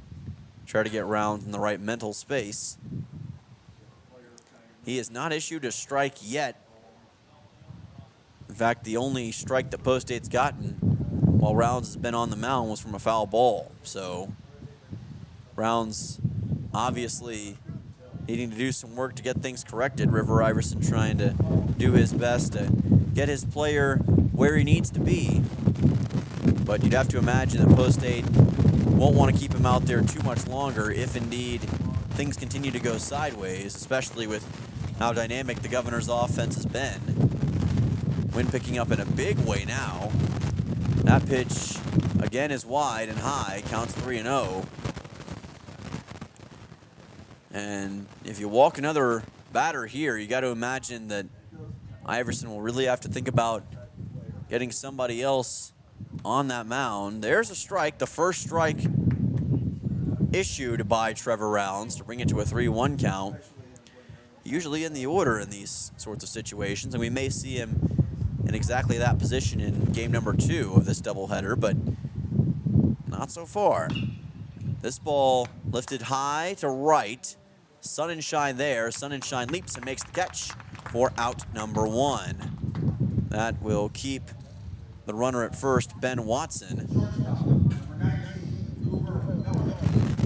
So next up will be Cooper Miller, the shortstop, number 19, after that one was flown out to right by Grosclose. He reached on a hit by pitch last time as well, which was the biggest issue that Parker O'Brien faced during his time on the mound. Haven't seen that yet from Rounds. This ball is playable, and the catcher, Simpson, just cannot quite catch up to it. Count goes to 0-1. He was racing after it, had a look at it, but it would have required a heck of a layout attempt, and I don't know if Simpson even had the ability to make it to it, considering how far away it was from him. And instead of a potential second out, it's just out 1, with Miller given new life. But it seems like Rounds, at least to some degree, may be starting to settle in. And that pitch is high. Count goes to 1-1, so maybe still some work to be done. The biggest thing is that it's all about narrowing in the energy of the pitch, for lack of a better term. Getting it in one centralized location, just getting into that rhythm. And then you got fastball after fastball. Mixing a little breaking ball to misdirect them. But if you can't throw strikes, the opponent will recognize that, and they'll use it to their advantage, no doubt. That's what Rounds has to overcome here. Fastball, it will be fouled back. That was a really nice pitch by Rounds. Count goes to 2-2. Now you've got the dexterity that you needed to put yourself in a position to get this strikeout. Rounds could use it, and so could Post 8. Then anything you need going into this 5th will be, as there's a throw to second. The ball ends up bouncing off the bag as nobody was on second base, it looked like. The second baseman, Stosher, moved over, but the ball kind of just bounced away from him. I don't know if there was a miscommunication between him and Getz there, but the runner the runner Watson goes all the way from first to third in that little exchange. So that did not work out. Counts 3-2.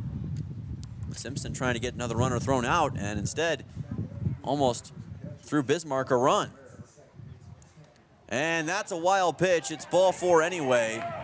Runner is now in no man's land. Post State may be able to get an out here, and they will. So a mistake by Ben Watson. He didn't realize, I think, that it was ball 4. If he'd stayed at third base, then he would have probably had an easy chance to come home later on, but instead that's out number 2, and what would have been runners in the corners for Bismarck becomes just a runner at first. So a uncharacteristic mistake from Bismarck in that situation, and that's why paying attention to the count is so important, because you get situations like that and it ends up costing you. By the way, Miller goes all the way to second after all that was said and done, but it's a big second out for Post State. No understating how important it is, but you saw, if you were watching on YouTube, Watson take off, and you can do that, but he didn't stop or didn't think about the fact that it was ball 4. And the instinct of a runner in that situation, of course, if there is a wild pitch and you're that close to the plate, your instinct is to take off and run.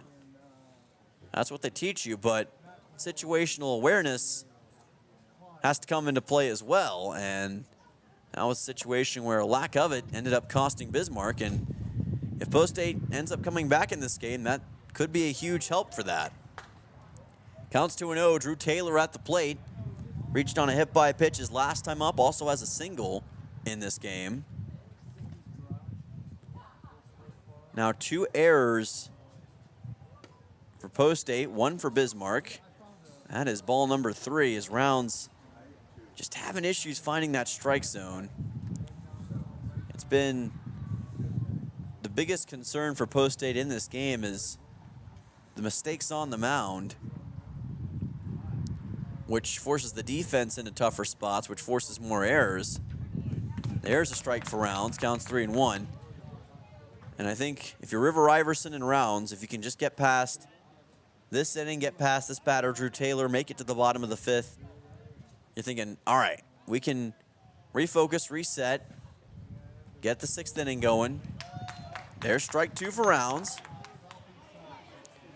Put ourselves in position to at least make it a contested game. And most importantly, you keep it at a 2-run game going into the bottom of the 5th. And with the way the offense has been getting runs, you feel pretty good about your chances at making this a closer one. That's fouled into the cage. Count stays at 3-2. Taylor, though, Taylor not going to be an easy guy to take out in this spot. 5'8", 165. One of the quote-unquote smaller players on this team, but rest assured, he's been really good with the bat today. Payoff pitch and another foul ball. Taylor doing a really good job of extending this at-bat, making life tough on Trevor Rounds. And at this point, it becomes kind of a waiting game and more of a staring contest than a blinking contest, but it's whoever blinks first in this spot is what I was trying to say. Payoff pitch. Rounds looking intently at second base. That is going to be ball 4, and I don't think the crowd will agree with that call. A lot of groans from the audience. They thought that was in, and I'm going to be honest, I thought it was too. Thought it was strike 3, but instead, it's ball number 4. Taylor advances to first. Umpire was right there on top of it, and he awarded Taylor with the base. So an unfortunate break for Rounds. That'll send on Jacoby Grimm, and now he may be more inclined to be aggressive with runners at first and second. If you score a couple runs here, it feels almost out of reach. That ball fouled towards the Post State dugout. Counts 0-1. And the biggest thing for Pierre right now is don't let that happen. Don't let them score any more runs than what they have.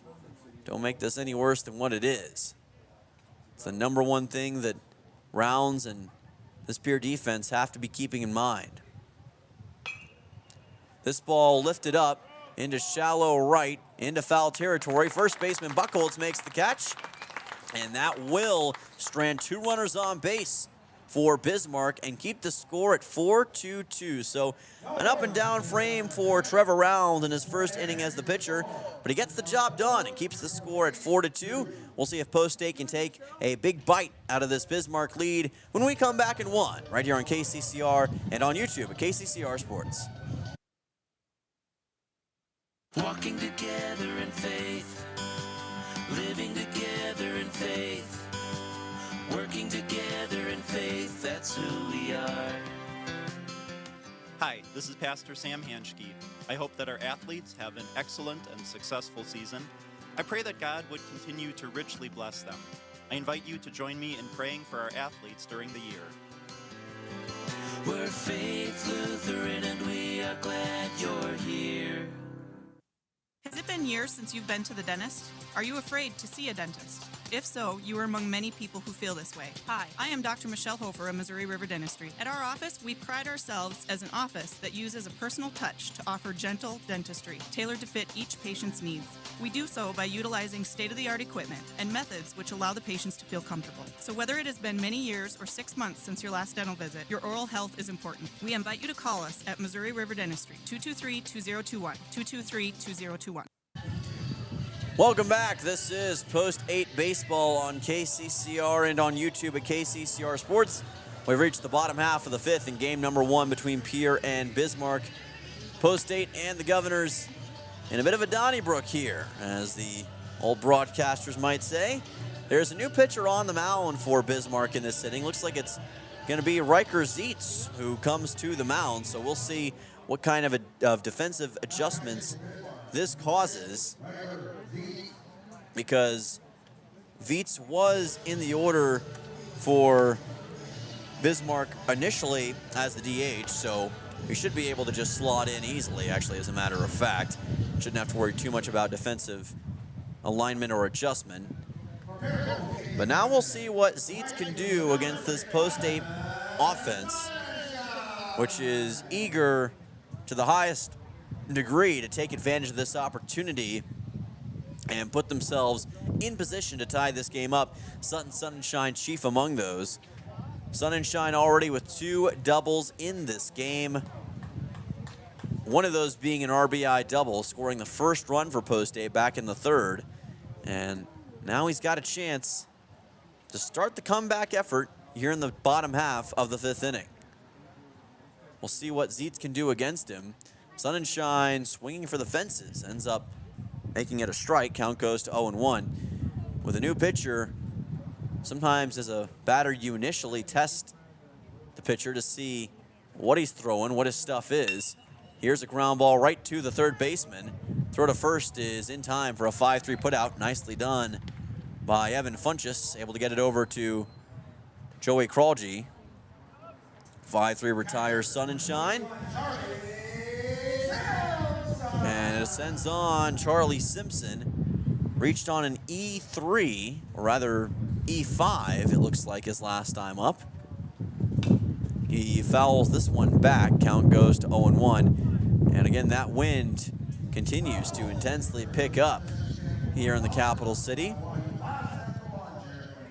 It just makes it so much more interesting to watch players deal with those conditions, as that is a ball. Count goes to 1-1.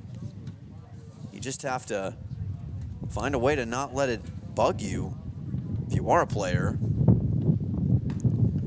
Post 8, pitching-wise, this season has been up and down. They've had great games. They've had not-so-great games. In total, the team earned run average this year is 4.53 as this ball's in play. Shortstop Getz is there, not Getz, Miller is there to get the out at first. 6-3 put out on Charlie Simpson for out number 2. But as I was saying, Post 8 this season with a team ERA of 4.53, 113 strikeouts, 104 walks, 109 earned runs given up. So there's been good, there's been bad. And of course, Post State's overall record, 18-11. 4 of those wins, by the way, of course, as some of you know, via forfeit to Sturgis, and that's going to be a hit by pitch. Cooper Terwilliger will make his way on to first base with the HBP. And a little bit of daylight with 2 outs. Leinbach, the next man up. As far as the team batting average for Post State goes, they've got a 308 team average, 816 OPS, 403 slug, 214 hits, I should say. That ball fouled by Ridge Leinbach, counts 0-1.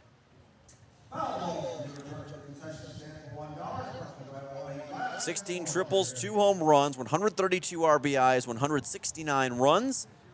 They've been struck out 83 times, and they've reached first on a hit by pitch now 25 after that last HBP delivered on Terwilliger, and he will roll his way on to second, as that's a wild pitch that got through the legs of the catcher for Bismarck. Jacob Grimm unable to keep that, or Jacoby Grimm rather, unable to keep that baseball in front of him. Leinbach has been quiet so far. 2 ground outs, 1 to short, 1 to third thus far in this game. Here is a ball into foul territory, and it's in the dugout, and it's caught by Joey Crouchy right in front of the Post State dugout. That'll send us to the top of the 6th. Post State comes up empty-handed. No hits, just 1 hit by pitch on Cooper Terwilliger, and Post State remains down by 2 runs. Back in 1 minute on KCCR and on YouTube at KCCR Sports for the top of the 6th.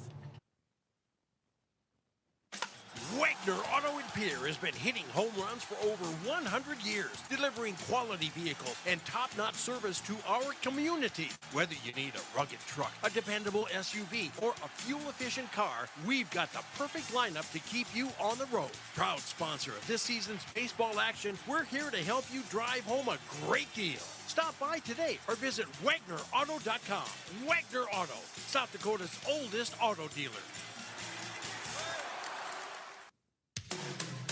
People helping people.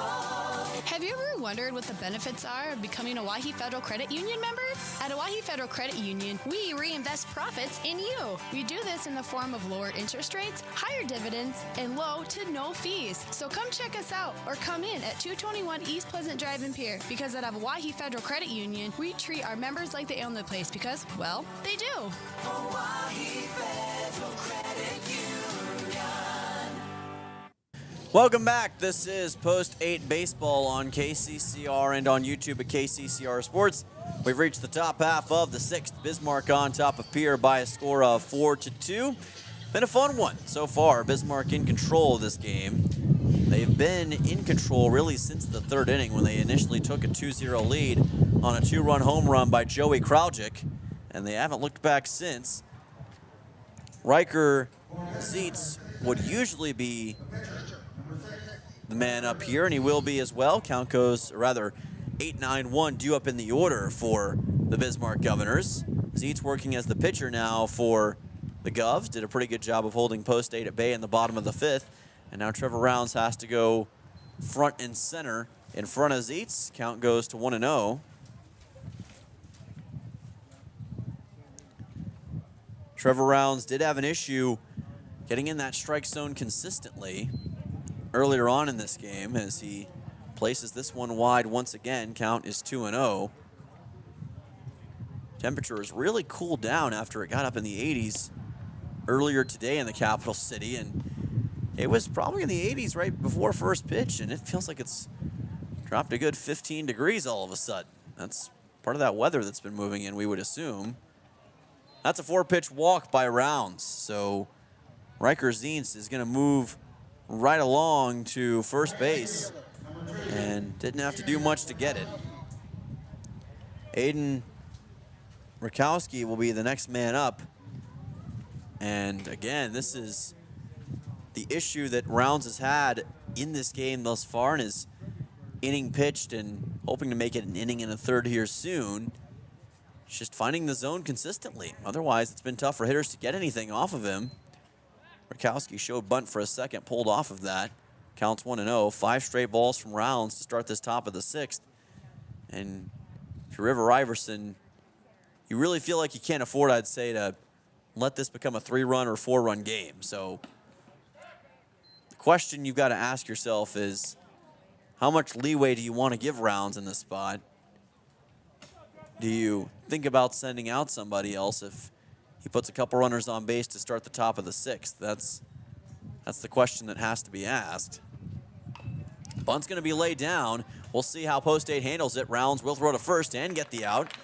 So it's a trade-off that advances the runner to second, but Post State does get the out at first. Bunt does its job. Zeitz on to second. Rakowski out. And now Joey Kraljic will be the next man up. Or Kraljic, I should say. Again, already with a 2-run home run in this game. That came in the 3rd inning. 2-run shot that Bismarck has not let up since. They have had the lead ever since that moment and really have been in control of the game. Always able to get just enough of a gap between themselves and Pierre to maintain their stranglehold. Post State did force a scoreless inning in the last frame. Here's a ground ball to short. Chance at a double play. Gets bobbling it. Can't hold on to it. And now both runners safe. So Kraljic makes his way to first, and that's going to be the second time a runner has reached first base on an E6 for Bismarck. So runners at first and second, and for a usually sure-handed player like Dawson Getz, that's got to be frustrating. Second time that's happened, and again, sometimes it's just not your day in the infield or outfield, and right now for Getz, it's been kind of that situation. Usually so good in those spots. Hardly the guy you'd expect to make a mistake in this situation, but it's been tough for him. Count goes to 1-0. 3rd error by Post State today. And again, it gives Bismarck that much more life here in this top half of the 6th. Keeps their hopes alive. That's a hit by a pitch. Looks like it caught Funchess in the left side of the body. He's on to first, and the bases are juiced again for the Bismarck Governors with 1 out.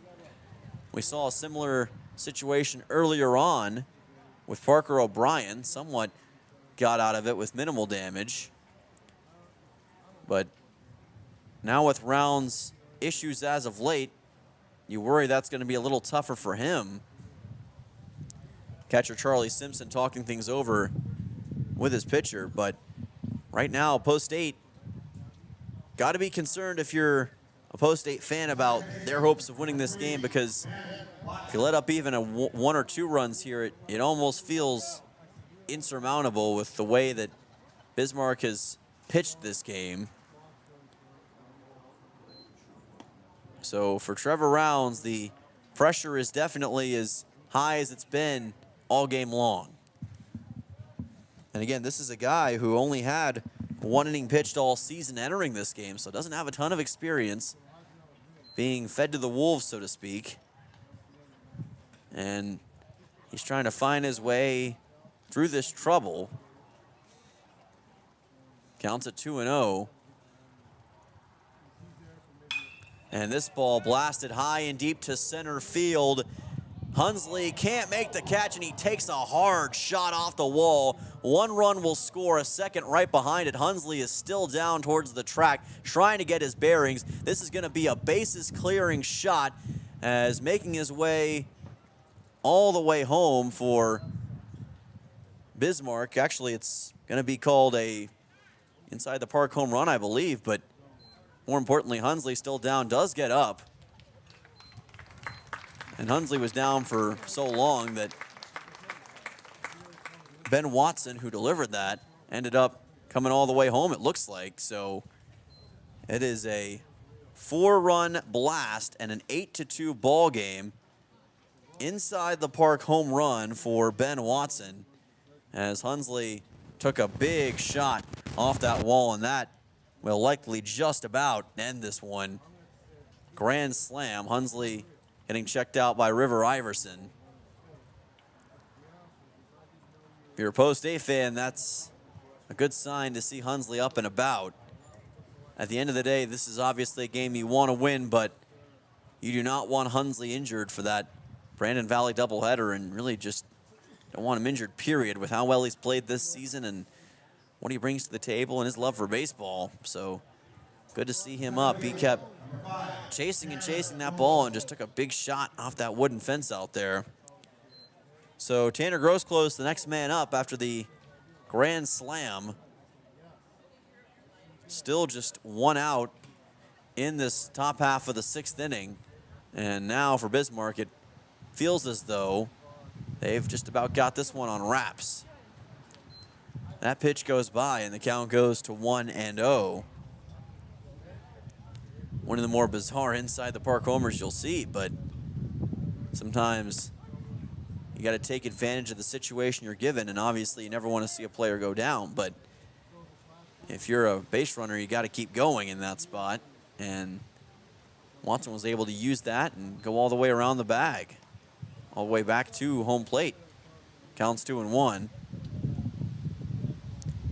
And you hear that wind in the background. That didn't do Hunsley any favors a second ago. It's really pushing the baseball left right now as that ball caroms for a foul. Counts 2-2. 2 balls, 2 strikes. Rounds trying to get a big strikeout. Not going to yet. That's ball 3. Trevor Rounds, thus far, doesn't have a strikeout in this game. Post State with just 1 total, that coming from Parker O'Brien. Here's a ball lifted into foul ground, and actually it ends up being fair. It drifted back towards left field. The wind may have caught it again, and advancing to first is Tanner Grosclose. So he's on with a 1-out single. And again, I think the wind affected the pattern of that baseball because it looked like it was headed towards foul ground, and instead the wind kind of twisted it back to the right. Post State maybe not expecting that, and yet another hit for Bismarck, and Post State in really dire straits now. Cooper Miller to the plate. 6 total hits on both sides, but it's obvious who's in control right now. That pitch comes in low, counts 1-0. For Post State, looks like they are intent on keeping Trevor Rounds in for the long haul. Trying to see if we've got anybody in the bullpen right now. We do, but Rounds has not been taken out yet as runner advances to second base. No, or actually no, he didn't realize it was a foul ball in that spot. So counts 1-1. Lights out now here at Hyde Stadium, or lights on, I should say. Lights were out to start, but they're on now. And that shows kind of how overcast it is. It's gotten dark enough to use the lights. That's ball 2. Count goes to 2-1. This game got off to a pretty quick start, but it's slowed down with all the scoring we've seen in recent innings. After both teams had good starts from the mound. Bismarck especially is slowed down the pace of this game by just consistently getting hits, forcing Post State into mistakes, and putting themselves really head and shoulders above what the Eights have been doing. Counts 3-1. Here's a ground ball fouled. Count goes to 3-2. Rounds and the Eights hoping to get one more out here in the best way they can, quickest way possible.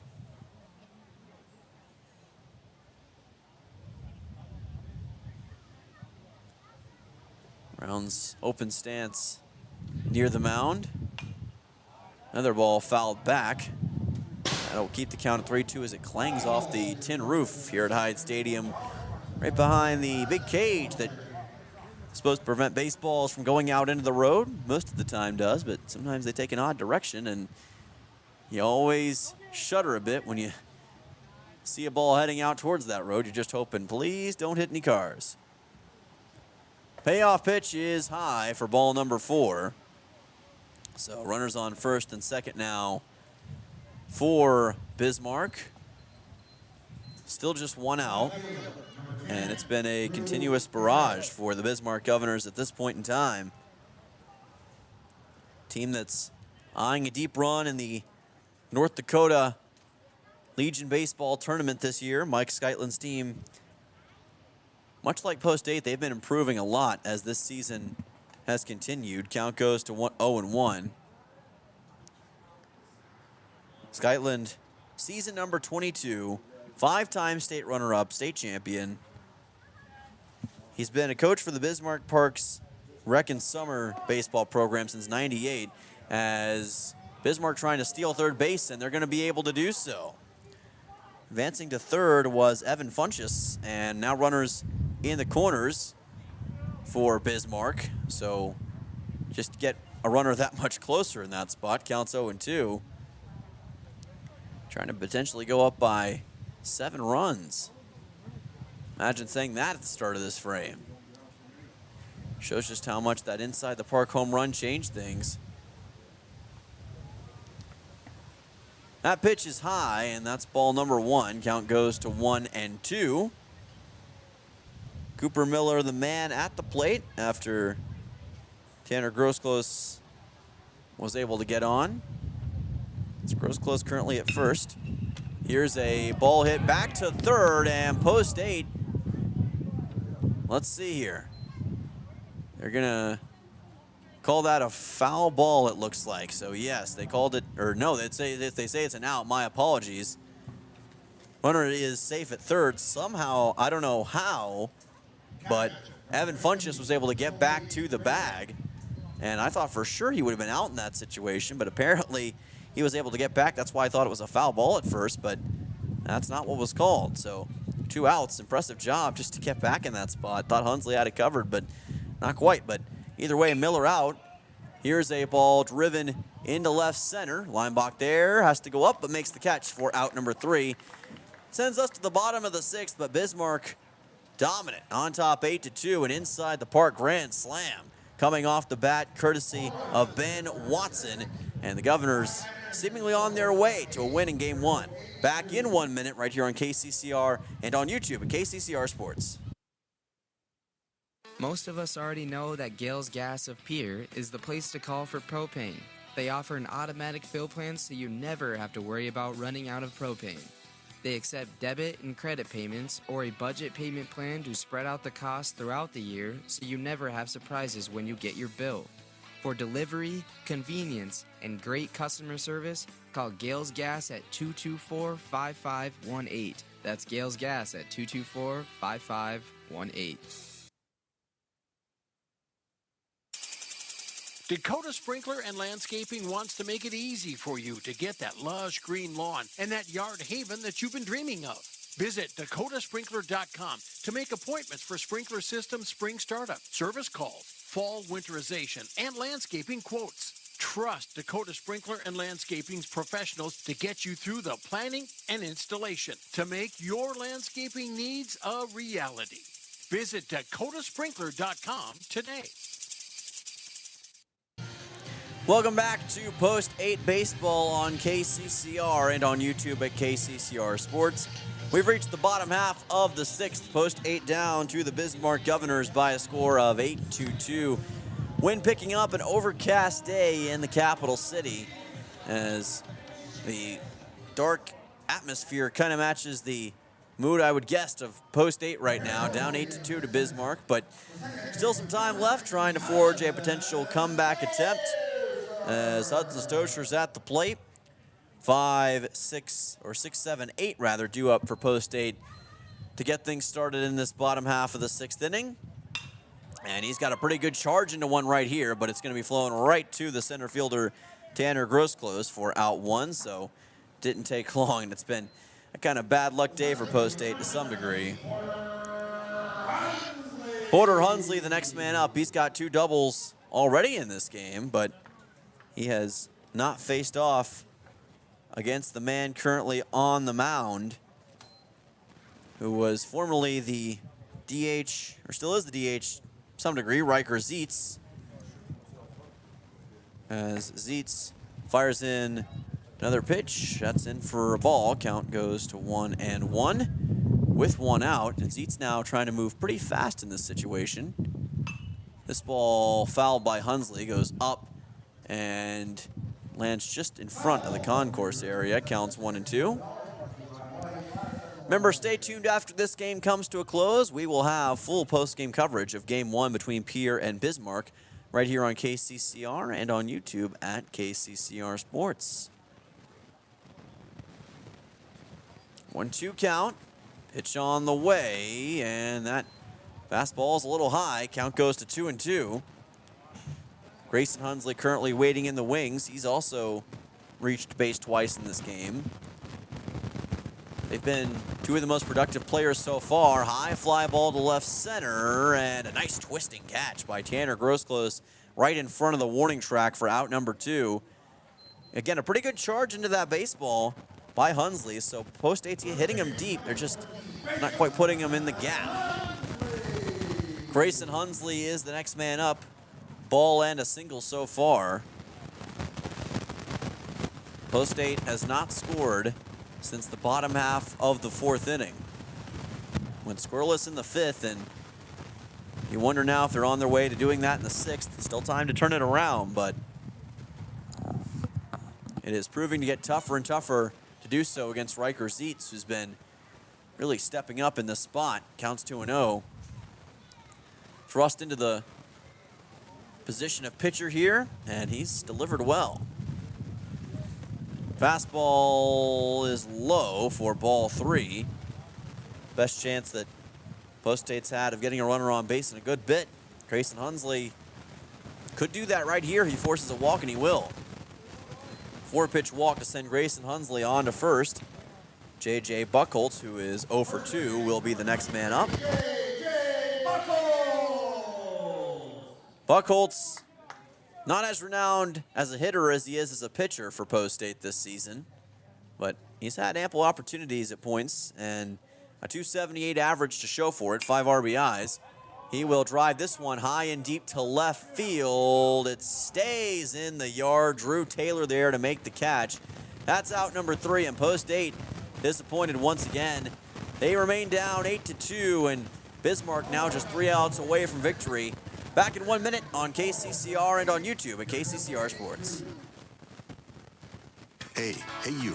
Are you at a job that is fulfilling, has good benefits to support you or a family today, and retirement goes down the road? If you just said no, listen up. CHS River Plains is hiring operations personnel, drivers, and custom applicators at several locations. These come with a knockout affordable benefit package for you and the whole family.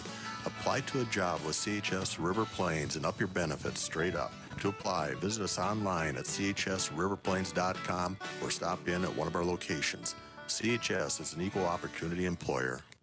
Larry Fry Heating and Cooling has a new name. Kruger Climate Systems has acquired Larry Fry Heating and Cooling, but it's still the same great service. Your friend Larry Fry is still a manager, and his dedication to providing you with outstanding service remains unwavering. The same quality products and services you have come to expect from Larry Fry Heating and Cooling will continue under the new leadership of Kruger Climate Systems. You can still reach us at 605-224-9548 or email us at ryan@krugercontracting.com. Kruger Climate Systems, your certified Trane and Mitsubishi dealer in Central South Dakota. Welcome back. This is Post 8 Baseball on KCCR and on YouTube at KCCR Sports. We've reached the top of the 7th in game number 1 between Pierre, Post 8, and Bismarck, and it has been all Governors as of late.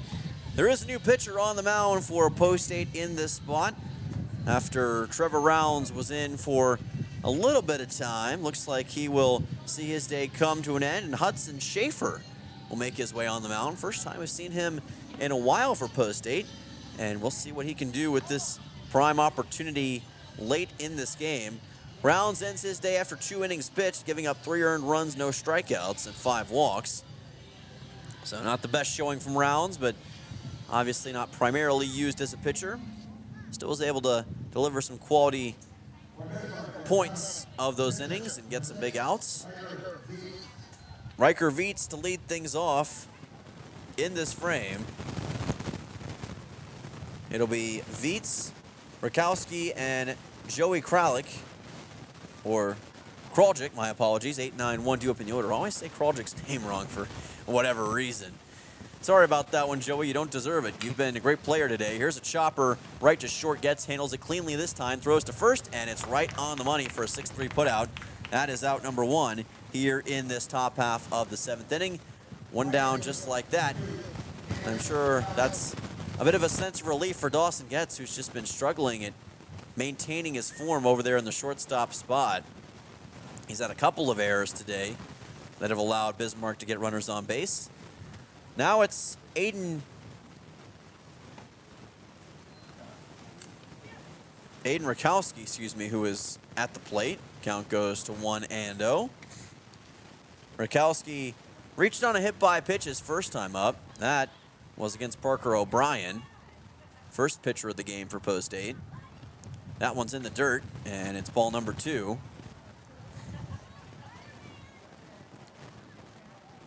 Just skimmed the top of the dirt that time. Wind has died down just a hair here at Hyde Stadium. 2-0 pitch. This one lifted to left field. Leinbach racing after it, but no, it's going to be the center fielder Hunsley who ends up calling him off and is able to get the out as a result. Good work by Hunsley and Leinbach to communicate effectively. 2 down in the top of the 7th, just like that. And it's been a good start so far for Hudson Schaefer. Sends on Joey Kraljic,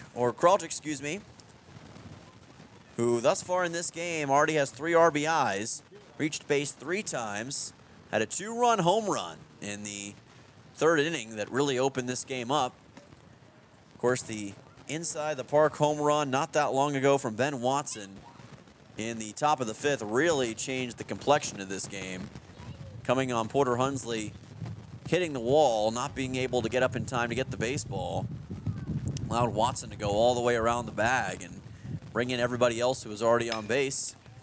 This is a fly ball fouled, and it hops over the fence. Count goes to 1-1. Hudson Schaefer hasn't been used that much as a pitcher, although that is his primary role for Post 8. But he's showing that, hey, maybe he should get some more looks at the mound with what he's been able to do so far. There's a strike. Count goes to 1-2. It's not easy in these kinds of spots to step up and fire in dimes, but that's what we're seeing from the relief pitcher right now, and he's at least keeping the hope alive for Post 8 to some degree as we get ready for the bottom of the 7th. See if Schaefer can finish the job. Takes his time, fires in a fastball, and it's inside for ball number 2. Hudson Schaefer hasn't really been used as a batter much this season. Post 8 usually prefers to bring him out in these kinds of situations. In fact, can't quite find him on the stat sheet. So that's ball number 3. Count goes to 3-2. But rest assured, he's been here and he's been working incredibly well this season to get better, improve his skills, and work at it. He's had 1 at-bat this season. That's going to be ball number 4. Runner aboard for Bismarck, and after a good start, Schaefer puts a runner on base, and Joey Kraljic. Evan Funchess, the next man up, reached on a hit by pitch against Trevor Rounds in the 6th inning, or rather the 5th inning. Hear that wind in the background really ripping through, and that's going to make it tough for Ron Schaefer, even shaking the camera just a little bit. Schaefer places that one in the dirt. Simpson has to go back to it to make sure it doesn't get past him. Count goes to 1-0. And this is a big test for the young pitcher to make sure you don't lose your composure after such a good start in this kind of situation.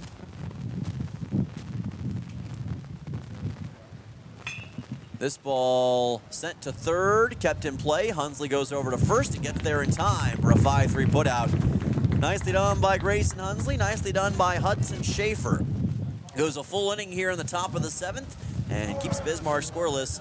Post 8 with one more chance in the bottom of the 7th to mount a big comeback. Back in 1 minute on KCCR and on YouTube at KCCR Sports. Step up to the plate with Kathy Sunshine Properties in Pierre, your go-to for buying, selling, and finding your perfect home. Whether you're looking for a cozy cottage or a spacious family home, Kathy Sunshine Properties has you covered. We're committed to helping you make your next big move, on the field or in your life. Ready to find your dream home? Call Kathy Sunshine Properties at 605-224-5588. Your home run in real estate. AGE Corporation has been building South Dakota for over 60 years. For all your site work, construction, and crane needs, AGE is there for you. If you need a boat dock and dock lighting, AGE has what you need. Visit their website, agecorp.com, or give them a call at 223-2732. AGE Corporation, providing high-quality services without sacrificing safety. Visit agecorp.com or call 223-2732. Welcome back. This is Post 8 Baseball on KCCR and on YouTube at KCCR Sports. We've reached the bottom half of the 7th. Your score 8-2. Bismarck on top of your Post 8 team. 8's trying to make one last gasp to make this a game as we approach the 7 o'clock hour. Post 8 kind of been overmatched for most of this game, and it comes down to the great pitching that Bismarck's been able to show, really holding the usually fiery Post 8 bats at bay, and Post 8's pitching just quite hasn't been able to match thus far. This, of course, the first game of the final home doubleheader of the season, regular season at least. We'll see how Post 8 does throughout the remainder of the year, and especially on Thursday against Brandon Valley, to see if they can set up a home region matchup. But until all that's decided, this is it for the 2025 season at home, and it's going to end in an out-of-state matchup against Bismarck. There is a new pitcher on the mound, it appears, for Bismarck. It is Evan Funchess who makes his way to the mound. He was working as the third baseman, and we'll see what that means for Bismarck as far as swapping out their players overall. We'll get confirmation on that for you in just a second, but somebody new will have to be at third base. Leading off in this frame, it looks like will be Dawson Getz until further notice. And it is Dawson Getz who is on the mound, or rather at the plate, staring a hole through his man on the mound. Post 8 again down to just 3 outs left. Trying to make a 6-run comeback. There's a strike. Count goes to 0-1. And Funchess with a nice fastball to start things off, and that's exactly what Bismarck wants to see. Count goes to 2-1 quickly here. The ball ended up sailing a little bit high on the first pitch we saw. Getz lifts this one up. It's popped up in the infield. Looks like the second baseman wants it, and Ben Watson delivers for out number 1. Dawson Getz able to get one single so far in this game, but otherwise it's been tough sledding for him. It looks like it's going to end on a 1-for-4 day.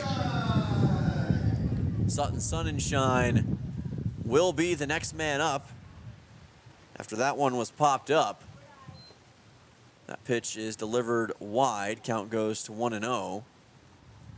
Trying to make sure that is, in fact, Funchess on the mound right now. Thought I saw a 9 earlier, but Game Changer is showing that it still Zeitz on the mound, so not sure exactly why that would be. There's a strike, counts 1-1. It's definitely a 9, so not sure what the issue is with Game Changer, but as far as we can tell, it is Funchess on the mound. So just to clarify that for those who are listening in or might be confused if they're listening in and keeping track on Game Changer. There's a strike, count goes to 1-2. For those who don't know, Game Changer, kind of a live scoreboard in a way. Helps you to keep track of the stats, the action, who's at bat, who's not at bat, and who's on the mound. That pitch is low, counts 2-2. Definitely would recommend it, especially if you're a fan of Legion Baseball in South Dakota. It is the go-to stat machine for all things Legion Baseball. This is KCCR Pierre, a Riverfront broadcasting station, as we've reached the 7 o'clock hour. Here's a ground ball that bounces past the third baseman. That is going to be a base hit for Sutton Sunshine as part of a so far 3-for-4 day. He's been really drilling them in, and he's now got the team lead in hits to himself. That is hit number 30 on the season for Sutton Sunshine. First player to reach 30 for Pierre here in 2025, and it's a well-earned award with what he's been able to accomplish And now he can claim it for himself. Charlie Simpson to the plate, trying to join the party. Almost a hit by a pitch. As Sonnenschein thought about going. That ball almost got past Jacoby Grimm. Did a good job of keeping it in front of him. 1-0 pitch, 1 out. Sonnenschein eager to make a move on to second if he can. Here's a ground ball, and again it gets past the third baseman. Nothing that Zeitz could do about it. Runners at first and second for post 8.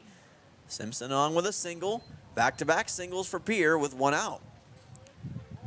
A little bit of momentum for Pierre late, showing their stuff against Evan Funchess, who's just trying to find a way to keep him at bay right now. Cooper Terwilliger will be the next man up. The DH has been pretty quiet by his standards today. He's just reached base once on a hit by a pitch. That was his last time up. Funchess staring him down, fires in a breaking ball. It's in for a strike, counts 0-1. And if you start letting in a couple runs here, you don't want to be too cautious against this post 8 team with your pitches, because they can make you pay in a hurry. We've seen that time and time again this year. Counts 1-1. Regardless of the result of this one, post 8 will definitely have some adjustments to make in game number 2, no doubt. But you'd like at least a strong finish to this game to give you a little more cause for optimism in game number 2 overall. Curious to see who post 8 will bring out on the mound. Jackson Herman, it looks like, is now the man at second base, while Watson moved from second to third, is what we're officially hearing, by the way. And Watson's not going to be able to get to that baseball. Post 8 is going to have a chance to score a run here. Coming home for the 8s and scoring is Sutton Sonnenschein, as Cooper Terwilliger gets an RBI single. Advancing to third, Charlie Simpson. And post 8 rocking and rolling. It's now an 8-3 baseball game, as Terwilliger gets his first hit of the day, and it's a big one. 1 out RBI single here in the bottom half of the 7th inning. Ridge Lineback, the next man up, but you know, it's that little sense of optimism, that little sense of hope that has got to give post 8 a little bit of a thought of, hey, maybe we can do this. Maybe there is a path back, even with the odds facing us. Here's a ball slapped into deep left center field. That sits down and lands off the wall for a base hit. 1 run's going to score. The second on its way. Terwilliger coming home. He'll score as well. And just like that, it's a 3-run baseball game. Massive RBI double from Ridge Lineback. His first hit of the day as well. His first RBI to boot. And post 8 with 1 out, all of a sudden down just 3 runs. So they have quickly turned this around, and I don't think that Mike Skeitland wants to take any more chances. And yeah, he's going to make his way out to the mound to at least talk to Funchess. He may remove him from the mound. That remains to be seen. But all of a sudden, a post 8 team that was seemingly done for has found new life. 3-run baseball game. 3 runs scored already here in the bottom of the 7th. A little bit of a flurry, and putting themselves in position to at least have a chance late. And that's as much as you can ask for. Funchess, it appears, will stay on the mound.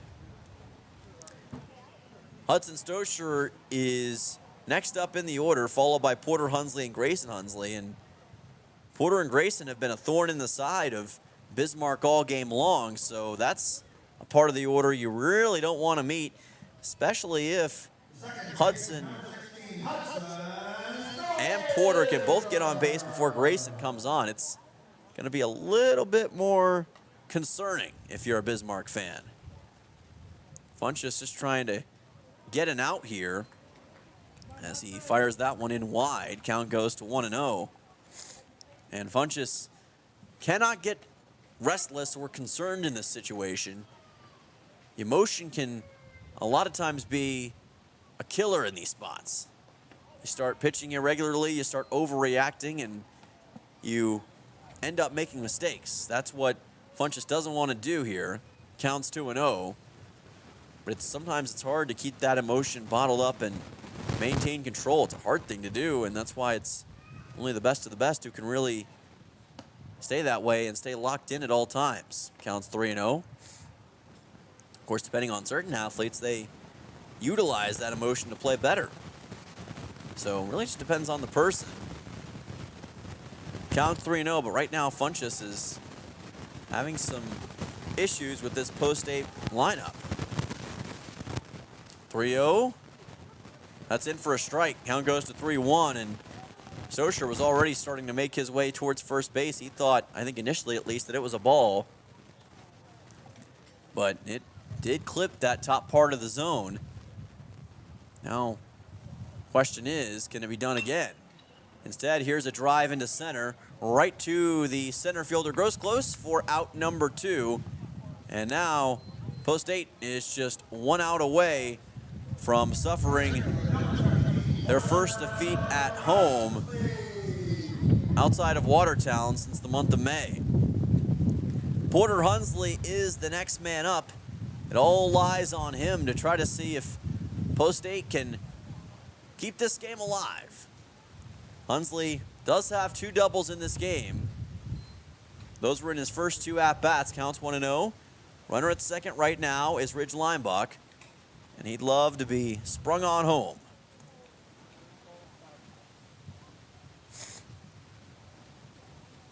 Fastball's in low. Count is 2-0. You wonder if Leinbach, if that ball gets a little bit further past the catcher, Grimm thinks about taking off for third in that spot. Post 8 is out hit Bismarck 10-6 in this game and still down 3 runs. Wild to think. Almost out hit him by twice the margin, but still been all Governors overall. There's a strike. Counts 2-1. Just shows how the quality of your hits really makes all the difference. And when you get hits, if you get them with runners on base and runners in scoring position, it completely flips the script. And of course, Bismarck's had a couple of home runs in this game. One inside the park home run, one out of the ballpark. That's really been it. That's been the difference. Here's a chopper left side. Shortstop collects it. He's got a long way to throw, and he can't make it. He doesn't even get the ball out of his hand. A single for Porter Hunsley, and he put that in the perfect spot where the shortstop, Miller, couldn't really do anything about it. Runners in the corners for post 8, and the tying run is at the plate. So hang on here, folks. This is not quite over. Grayson Hunsley at the plate. This game's getting more interesting, and Funchess, he's going to have to be careful. Cannot have one exit the ballpark, obviously, at any cost. Hunsley, not an extra base specialist, but does have quality RBIs in key junctures this year. Remember, he's already got an RBI in this game. Scored that run in the bottom half of the 4th for post 8. Brought in Porter Hunsley. Funchess with the 0-1 pitch, and this ball just fouled to the left of the left field line. If that had stayed in and had a chance to roll all the way to the corner, would have at least scored 1, probably 2 runs. Leinbach would have easily been heading home, and Stosur had a shot at it, but instead it just went a little too far left, and that's one as a player that you wish you could have back. Counts 0-2. And now Grayson Hunsley's down to his final strike. Post 8 likewise. Swing and a miss, and nope, just foul tipped. Just caught a little bit of it. Keep this at-bat alive. That little contact is all that kept this game from being over. Grayson Hunsley hoping this time he doesn't miss all of it. Here's a drive to center. This one staying in the ballpark. It's caught by Grosclose, and that'll do it. So the Bismarck Governors come into Pierre, and they win game number 1 by a score of 8-5, despite a little bit of drama at the end. Post 8 gets 3 runs in the bottom of the 7th, but it's not enough to overcome the Governors' incredible hitting. 2 home runs, 1 over the fence, 1 inside the park, and the Governors pick up another win against Pierre at Hyde Stadium, and they'll move to 20-14 on the season. Post 8 dropping their 12th game overall in the regular season And now they'll have to figure some things out with game number 2 quickly to follow right here on KCCR. We'll take a 2-minute timeout. Forgot we're doing a special break because the post-game show is coming up next. But a 2-minute timeout on KCCR, and we'll be right back with post-game coverage of game number 1 between Bismarck and Pierre. Back in 1 on KCCR and on YouTube at KCCR Sports. As community bankers, BankWest employees are deeply committed to supporting local causes, growing the local economy, and creating local opportunities. At a time when you can bank anywhere, we hope you choose BankWest. We'll be your financial partner for the long haul, helping you and your community achieve financial success. BankWest. Convenient, connected, committed. Member FDIC.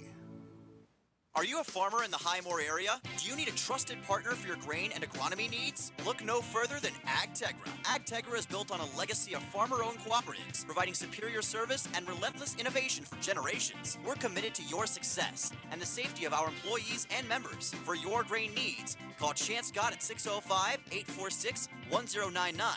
And for all your agronomy needs, reach out to Cole Hamlin at 605-871-9572. AgTegra, growing together for generations.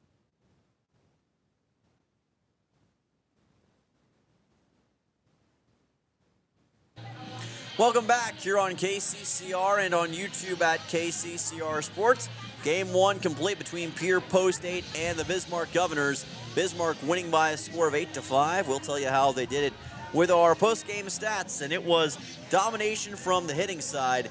Really, it was started by their sensational leadoff hitter in this game, and that would be Joey Kraujic. He was just sensational overall at getting his team in position to win this game with a 2-run home run coming in the 3rd inning. That really got things started. He ends up with 3 RBIs on the day, 2 runs, 2 hits total. Meanwhile, the other big shot came from Ben Watson, inside the park home run. That came in the 6th inning, and that allowed really the game to be put away by Bismarck early on. 4 RBIs for him, 1 walk, 1 hit, 1 run generated as well, and also an RBI coming off the bat of Aiden Rakowski. He gets it for the final home run, or rather final RBI for the Bismarck Governors. Bismarck, 5 of their runs were earned, 3 were unearned. Meanwhile, for Pierre Post 8, it was a great day for Sutton Sunshine. He gets 3 hits, as does Porter Hunsley. Best RBI man was Ridge Leinbach with 2 in this game, but he's the only Post 8 player to manage multiple RBIs.